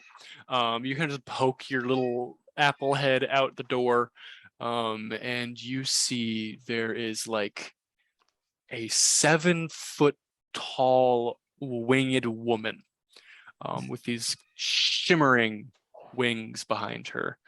Shimmering Holding splendor. up a goblin in front of her, just sort of dangling. And it's like looks terrified. And you watch as these like bony protrusions kind of come out of her mouth and go and just like chop its neck. It just falls limp immediately. Ooh. Are we all inside the shed? You're all inside the shed right now. Cool. And I just Um, screamed like that. Exactly. I'm gonna What shut the the? door. What the Maybe we hell should was that? maybe Like- we should stay in.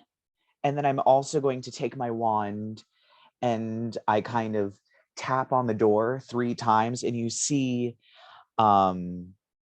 this glyph of an apple tree, kind of the roots come together into a trunk and then spread out into leaves where apples appear, and then it vanishes, and I'm going to cast Arcane Lock on the door.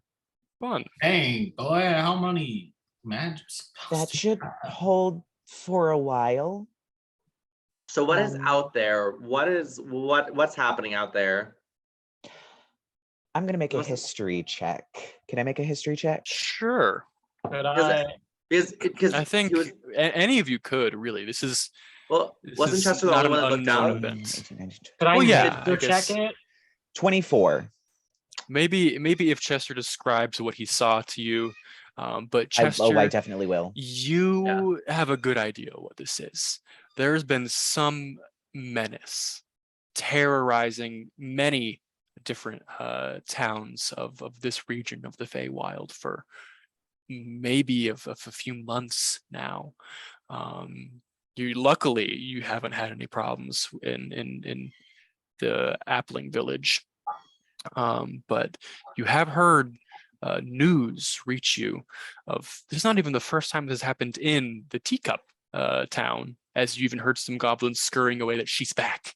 There is some murderous fairy who just descends upon villages, murders all she likes, and then leaves. Is that all she wrote? Oh dear, that's not good. There's been some rumors recently about a very murderous fairy that's been terrorizing a lot of towns. So I've heard she's very powerful. Maybe we should stay here for a tiny bit, just kind of hunker down, wait till she's gone, be as quiet as possible. Well, I doubt she didn't hear me scream my ass off. Of the sounds of the goblins screaming. You hear another like crashing of porcelain, another goblin, no, and then just like death sounds. Those poor goblins out there. Yeah, God, we can't. I have a family. No, please, I have a family. Jesus Christ. Well, there goes. Yeah. Wait, are any of the goblins like ones that we That like are any of them the ones that actually let us You in? only talk to the one. I'll say that one is still in the shed with you. Okay, He's just good, sort of 'cause like looking around very awkwardly. I think I'll just stay in here with you guys. Yeah, I was about to That's say, just probably stay a good here. idea. How I'll many? be just a second. I don't have a guys. family. How many people? You Does, don't have a family? how No, many they people? all died in the Harlequin attack. Oh, Like Eriena's face, it doesn't change much. She's a pumpkin, but she like gets very morose at the mention of the Harlequin attack. how many people does that normally kill? Like 10 to 30. Only 10 to 30. Only We that reproduce much. fast. We're fucked. What a difference in number. I know. But yeah, what was your name, by the way? Rocco. Hello, Rocco. Hello, El Rocco. Hello, Rocco. Try kids know what that means. Yeah. Savannah people know what that means. Rock. Well, yeah, Rocco, you can chill with us. You can. You can def- I think I'll probably just, after she leaves, I'll probably just stay here. yeah, this is your home now. Assuming my house isn't like broken. So I should not be laughing at this. No, Gab, please, no, not me. No. Oh, there's Like another as one. the sounds of murder happen outside, Eeriena just looks over at Chester and she's like, Should we do something about that thing out there? I think that Martin can go out and defeat this thing. Oh yeah, Martin. Oh, You yeah, always Martin. brag about being the best spellcaster. I think he can do Better it. than you, but she's really big. Wait, She just And- chopped the thing's head off with her like pincers or do something. we, Is she plant-based? we I know don't who think probably not. so. we know who the teacup princess is, right? Like relatively. You've probably heard mention of her. Looking at the oversized cat post that her kittens are currently terrorizing, Eeriena looks back and she's just like, I think the only person who would have a good shot at running that thing off is frozen in time over there. So maybe we do go to the carousel. Fine. But how do we get to the carousel? There's a big ass fairy lady right there. You hear like a wet slap hit right outside the door in front of you. Fucking hell.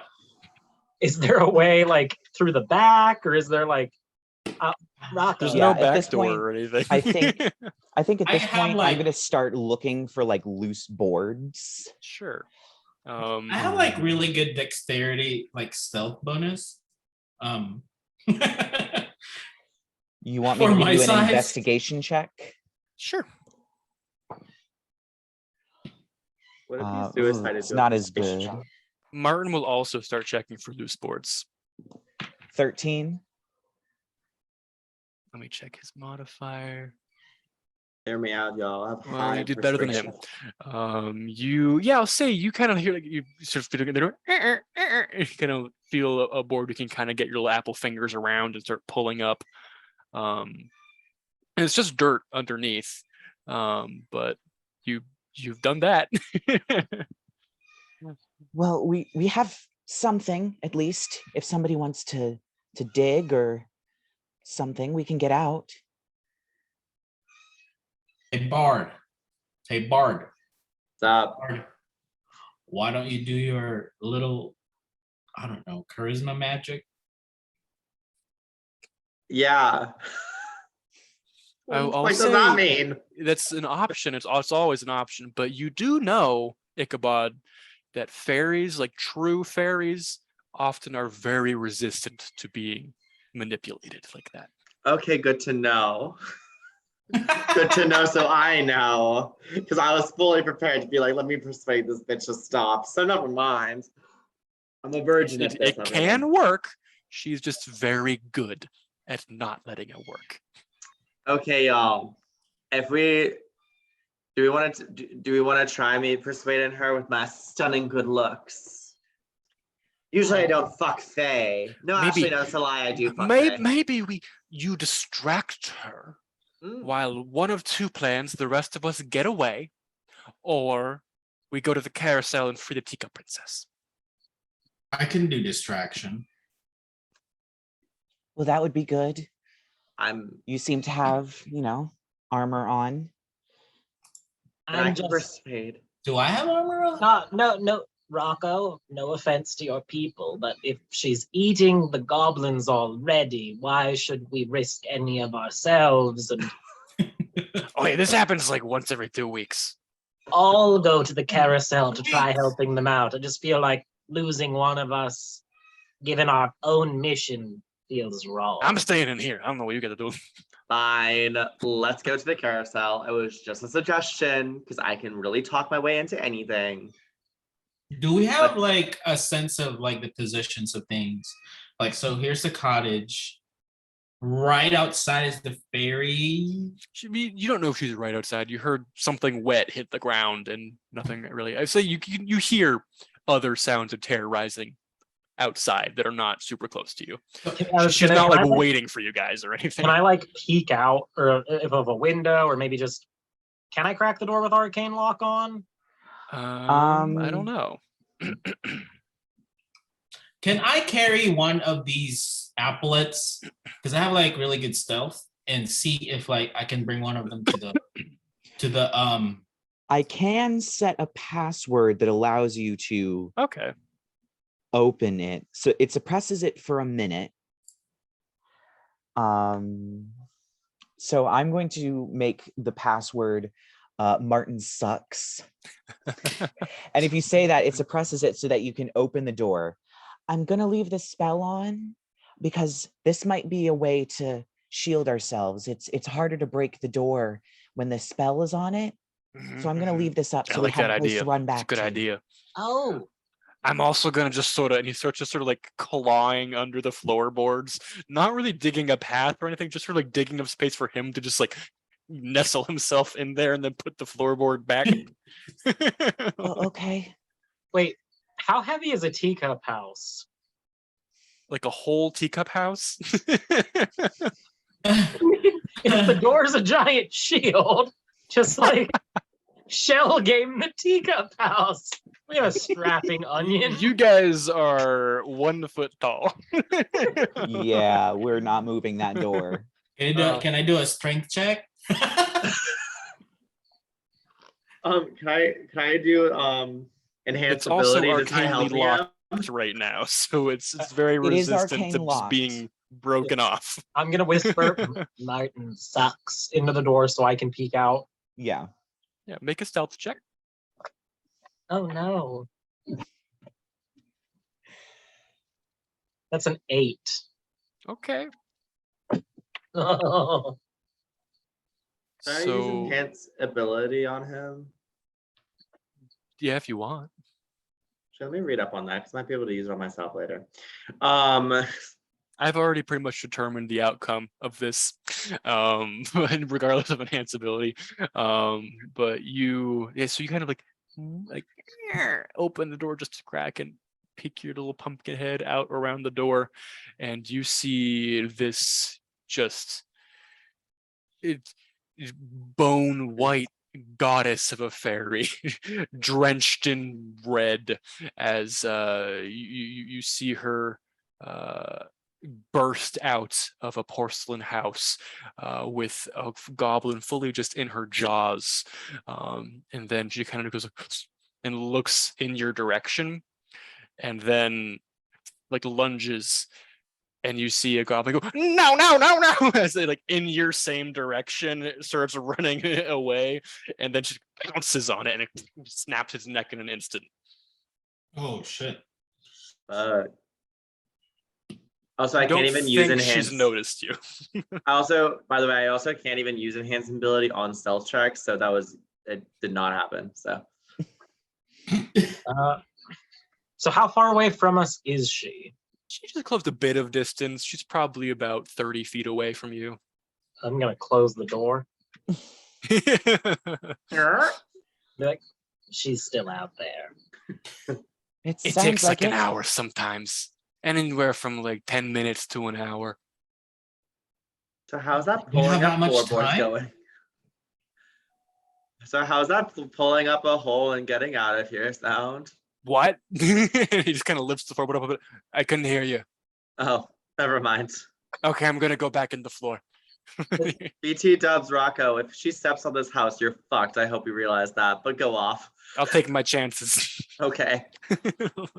Oh dear. Well, I was hoping we could, but she's a little close for us to try sneaking out. We could just hide in here until she leaves. Suggestion. Onion Boyo. Do you think you can run through that wall? I start point at the back wall. Do you think you can run through that wall and make It an is made of entrance? porcelain. So- So it's a pretty breakable material. Do you think that you can run through that? And then I say we do that and we just sprint. What? I That's don't know. the stupidest thing I've ever heard. Fight me. But I can break anything. True. Okay, so all I'm ever do that to get out because she seems to be very close. I really don't want like a goblin running up here and then like her smashing into this porcelain palace and destroying us. Oh, Well, I have, the like, door should hold up, so as long as she doesn't Yeah. know that there's a back entrance that we've created, we might be able to use it to hold up. I want to do like a stealth from that back. You really want to do stealth, don't you? I want to baby? do stealth. I'm edgelord, bitch. It's me with charisma being like your charisma check. Come on, come on, come on. So what are you stealthing? Like I want to carry one of the apples and like just run towards the Okay, I carousel. feel like the rules are if you're carrying another creature, you have disadvantage on stealth. I don't remember the rules Well, exactly there. you move half speed for sure, so you can stealth. You're just moving at half speed, Okay. I think. Okay. And So how far at are that we? point, I think I'd probably require 2 stealth checks if you're going to carry somebody else. Fucking She gets hell. 2 chances to find you. And then how far is the carousel from us? It's like 60 feet. And how long would it take me to do that if I do? It would probably take you about 30 seconds to get there. Carrying somebody else. So like I have flashbacks of like the mistakes that I've done and then people dying and then like, oh fuck, what am I to do? And then I go towards what's his face? Spencer's Appling. Chesterwick. Chester. Wait. Chester. So would you be willing for me to carry? Ah, shit, that is so fucking risky. Very not. I don't know if I want to do it. That was a stupid idea, wasn't it? Look, it's the only idea we got. Sometimes we got to go with bad ideas. You never know how they're going to turn out. Okay. If one you of do, us I can have an idea. I might be able to distract her. While we're out there. Yes. Okay. You want to do it? You want to? Yeah. Let's do it. So I just carry him, piggyback. Not piggyback. He actually sits right on my shoulder. Sure. Yeah. And as he, I guess. And then you busts hold my out- freaking the thing that's like on my the tip Oh of yeah, my the hand. little stalk. Just hold it like that. Yes. Okay. Silent What do I have to do? Stealth check. Yep, And then I need run. 2 stealth checks. You have to pass Question. both of them. Question. Could I do a silent image to like put up like make it look like so they have some cover at least? Sure, for the size of the wall. For whatever So they cover have you're like a making. little bit like extra like wiggle room to be behind the silent image thing. So it's like Let me Mm. look. So yeah, it's range of Sorry, 60 Chester, if that feet. was your So you idea, can make I'm up to sorry. a 15-foot cube. Is 15-foot cube. we'll give you guys 15 feet act like stance wise to get at least 15 feet. oh yeah, Sure. it takes away the If- disadvantage. For Okay. 415, yeah, I'll say for one. If you do that for one of the perception checks, she will have disadvantage on being able to see them. Okay. So for the second one, I would like to cast, because Dancing Lights has a range of 120 feet. I'd Yeah. like to make all 4 lights, which look like floating, like ethereal apples that glow, appear not quite behind her, but enough that she would have to turn her head away from us in order to Sure. look at them, and just have them like swirling around and just kind of throw it over there. Yeah. Give me a deception or persuade, Ooh. some way to convince her to look. You said persuasion. I'm taking persuasion. Sure, persuasion. Why not? I'm really good at persuasion. 18, 20, 20. Really nervous at rolling these. 24. Yeah, so I'll Ooh. say she'll have disadvantage on both rolls then. Okay. And Alex, what cover exactly are you creating? What does the illusion look like? I am going to make an illusion of just like another porcelain little artifact, Okay. like just so it's Roll me deception on that to not stick out too much. Look, Aww. They're so cute. I ship my character and Spencer's character. Aw. Oh, so I got a, let's see, I have like a plus a lot in deception. I have like plus, so I have let's see, 11 plus 10 is 21. Yeah.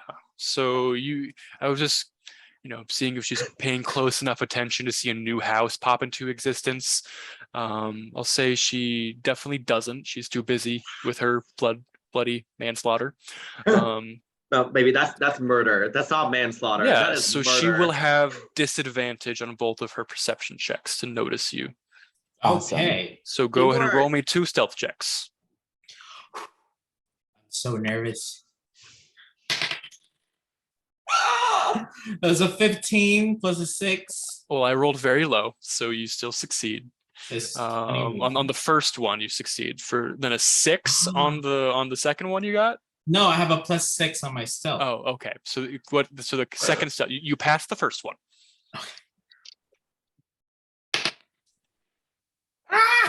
Rolled so low. No, it was a 19. I rolled a low. 19. I rolled bad.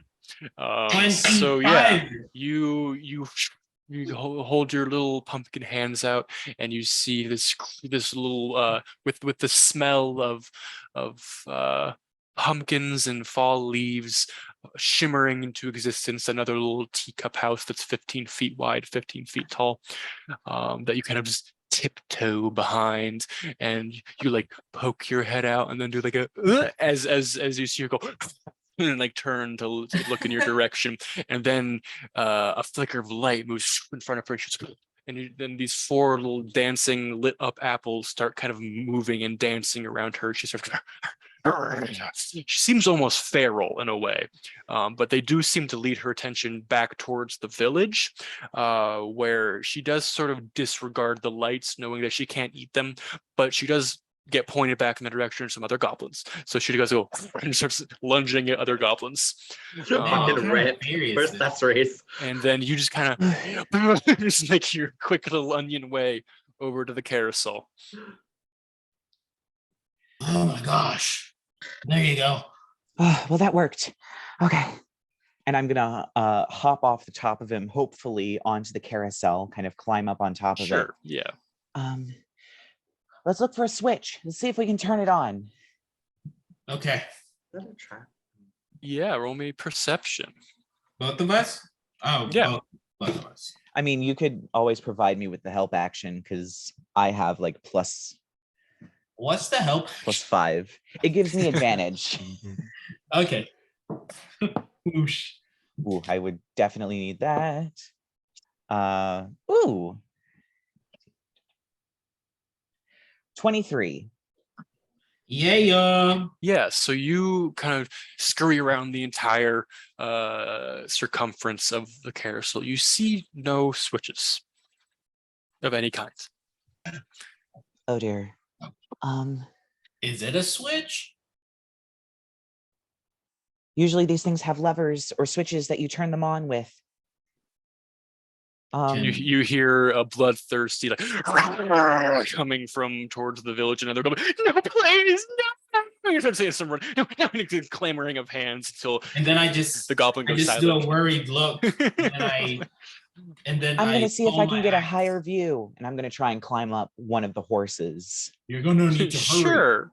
And then I just So yeah, you mount one of these horses. Go ahead and make me. I'll say your mind kind of fogs over a little bit. Make me an Arcana check. Ooh, I have a +10 to that. 17. Yeah. So Hell yeah. you kind of sit here, and your mind kind of fogs over a bit as soon as you can sit on top of this horse, and a vision comes to you of Master Wizard Caramel, and he kind of just appears almost as like a Star Wars Force ghost in front of you, and he looks at you and says, Chester, Yes. use the caramel, Chester. Use the caramel. excuse me. All right. I'll give it my best. Just describe what Chester thinks in this moment. What does Chester do? I'm going to kind of put my hands on the carousel horse, and I guess I almost inadvertently cast prestidigitation to make the air smell like caramel. And I'm Yeah. going to envision like a whirlpool of caramel forcing the carousel to start turning. Yeah. Wow. So yeah, you start envisioning all of this, and then you guys, I'm assuming you're sort of, have you closed the door again, or are you sort of like watching? They were Those of you who are in watching. the Probably close, watching. you're watching this, and you start noticing Chester has his eyes closed and is just sort of oblivious to the real world around him, and you start seeing, like, coming out of like cracks and exposed wiring on this carousel are drips of golden caramel that start oozing out of the structure, and you the scent of caramel even reaches all the way over to you guys, as ever so slowly at first the carousel it starts to move, and Chester, you feel the mechanisms of this contraption. You feel that you have the option of reversing time, stopping time, or fast forwarding time on any creature in front of you, as well as you feel the presence of active magic working on the teacup princess. Well, I'm definitely going to deactivate the active magic on the teacup princess. Cool.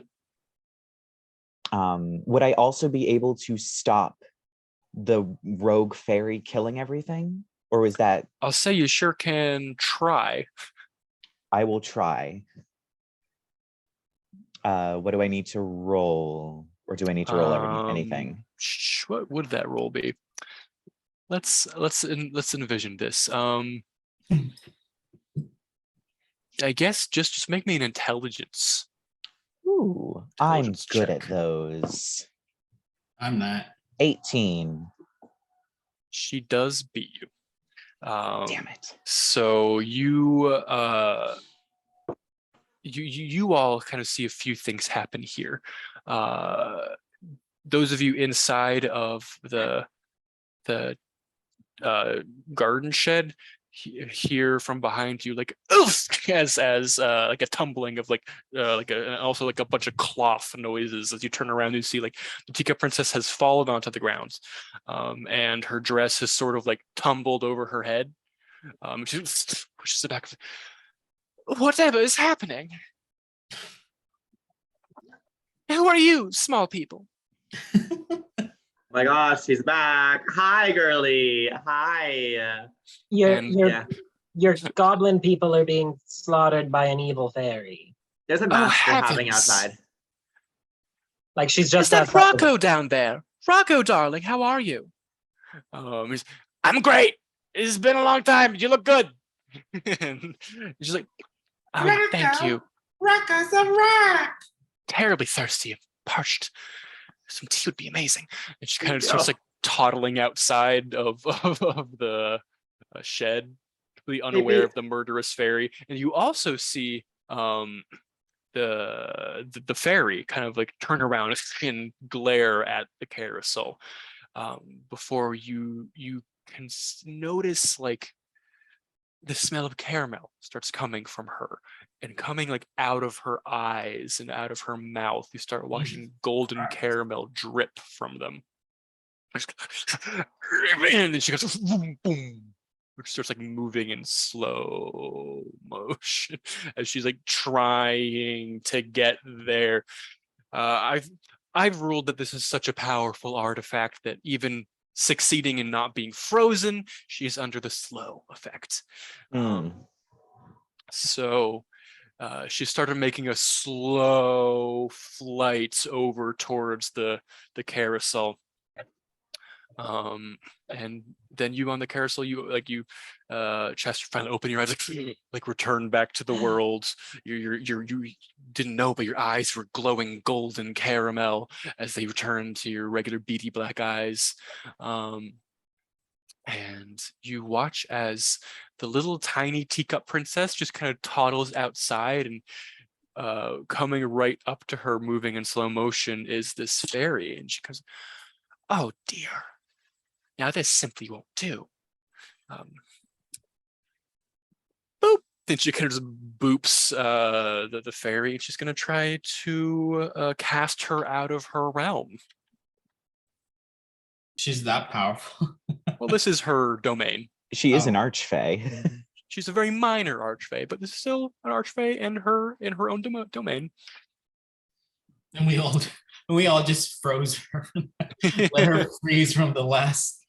And you guys watch as she goes boop, just in a little glitter of sparkles, this body of this like white bloody fairy with these glorious wings behind her kind of glows, sparkles, and kind of like collapses in on itself and like blinks out of existence in front of you.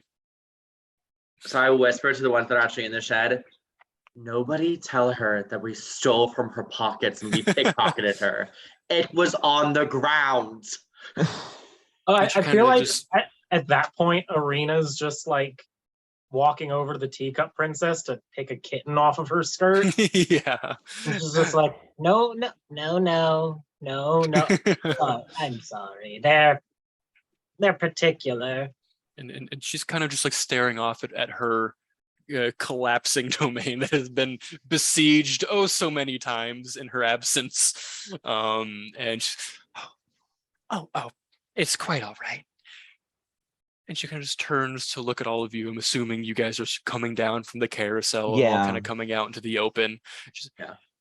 Is it all of you I have to thank for freeing me? Yes. We did. Mainly those up there, but yes, I helped.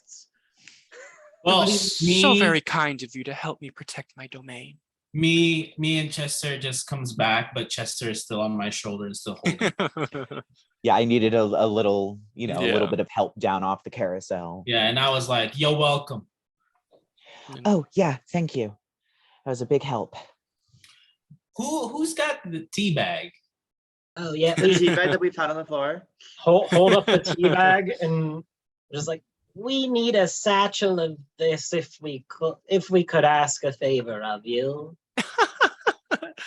Of course, my darlings. I love how she didn't care that we took it from her, whatever, from wherever it was in. I mean, he just unfroze her from who knows how long she's been frozen in time and helped her save her village. So she's grateful. I do a persuasion check on her just to make sure that like she's fine with it. I really just really want to do a persuasion check. What do you say to her? I'm gonna be like, yeah, we just found it on the floor. So you want to lie to her? Well, I would like to persuade her that what we're doing is truthful and amazing. Okay, making me a persuasion. I don't think she cared the first time. Who the fuck cares? Okay. You're gonna make it a little. Actually, this is a I'm at deception 26. check. This is not a persuasion Yeah, I was check. about This to is say, it's a- deception. Yeah. Hi. Deception? Okay. 19 plus 11. 19. Huh? What's 19 plus 11? Um, 27. Or no. 27. She got, 30. she got a natural 20, which Wait. in my book, I usually rule is always succeeding. Fuck. Because I like that. So she kind of just looks at you and kind of like, and like gives you a little smile. You can take from that what you will. I can just be like, I also love your dress. well, thank you. I do very much want to put on a different one. I've been wearing this one for 300 years, maybe. That's I mean, disgusting. But it never goes out of style, though. Thankfully, I It's still wasn't on sweating trend. that entire time. And then was sort of I frozen. go, and then Beaux goes, no wonder I felt like I could smell something like one of my relatives are in here. I assure you, I only ever smell like fresh tea. I'm gonna quickly cast prestidigitation on her to ensure that she Yeah. smells like that. Just like Yeah, exactly. And she kind of just holds her hands out and raises them up, and all around you guys these sprigs of tea leaves start sprouting until they grow into entire fully grown plants. And then she kind of just like walks over to a dead goblin and like takes their purse and like hands it to you guys. Oh. Take as much as you want. Rest in peace, all these goblins. I mean, think of it this way, Teacup Oh, they Princess. reproduce fast. I was about to say, but like with all the destruction here, you can guys just have another graveyard like the one over there. They like rabbits. It's been a real tragedy after tragedy situation here in Teacup Town ever since I was frozen in time for 300 years. Yeah, we can see that. But put them to work But now I to will be rebuild. forever grateful to the 5 of you brave heroes. The Teacup Town princess will extend her blessing to the Applings, Onionoids, and Pumpkinheads. Thanks, You got any babes. food? thank you very much. You got any food? You got any food? You got I'm any sure food? there's some tea cakes growing on bushes somewhere. I Okay. love this place. I want a vacation here. Now, if you don't mind, I have quite a lot of murdered citizens of mine to attend to. Totally. I really hope there's enough to reproduce a good portion of the dead. Oh, it'll take like a week. Okay, good. And she's kind of clicks her heels together and chuckles and turns It's around like, before you kind of see she spins her hand in the air and a little broom appears. It starts like brushing away dead bodies. Oh my goodness. okay. Well, we have no time to waste, and I'm going to start pulling some of the tea leaves off and putting them in a bag. Tea leaf harvest. Yes, Yeah. very quickly just harvest everything. And with your detect magics just still up for the moment, you notice these leaves are magical. Like they are not just a regular leaf, seemingly being bestowed the blessing of the Teacup Princess's her true tea leaves has some magical meaning that maybe the Seelie court was aware of, and that's why they wanted it. But who knows? You guys collect a full dead goblin purse full of tea leaves, and the entire time the Teacup Princess is just happily brushing away. The goblins are starting to come out of their ruined houses, already piecing porcelain bits back together with glue. What? And you can have plenty of tea cakes that you find just growing on bushes all around. Even fully like grown plates, like saucers and teacups on the bushes that you can just take. And as you do so, she even goes, "The teacups are edible." And you take a little bite and it's so sweet. Again, I say this, I love it here. You Yeah, should come back for like a girls' trip and just come visit. Come you back here and have visit. successfully collected the first of 3 artifacts. Wow, that took forever. Didn't it? You can stay here if you want, Bard. No, I think we're gonna come with.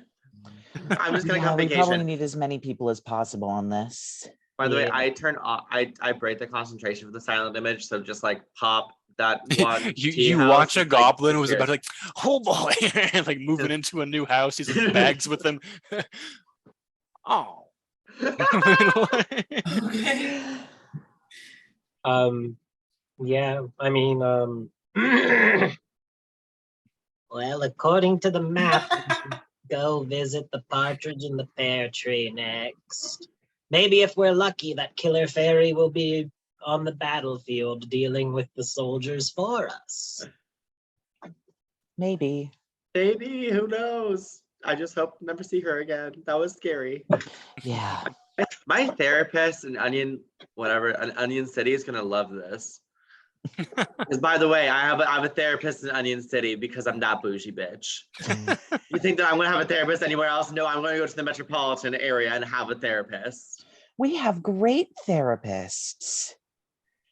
Yeah, but like, Why do you y'all need have strip clubs? No.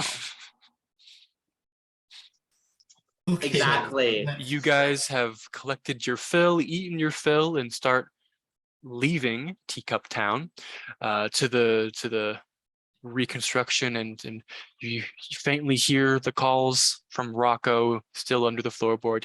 Is it safe to come out yet? And y'all walk away through the shrubbery archway back to the bloody chestlands, which I think is a good place to end the episode for today. So we will see all of you next week, and I will see the rest of you guys in 5 minutes.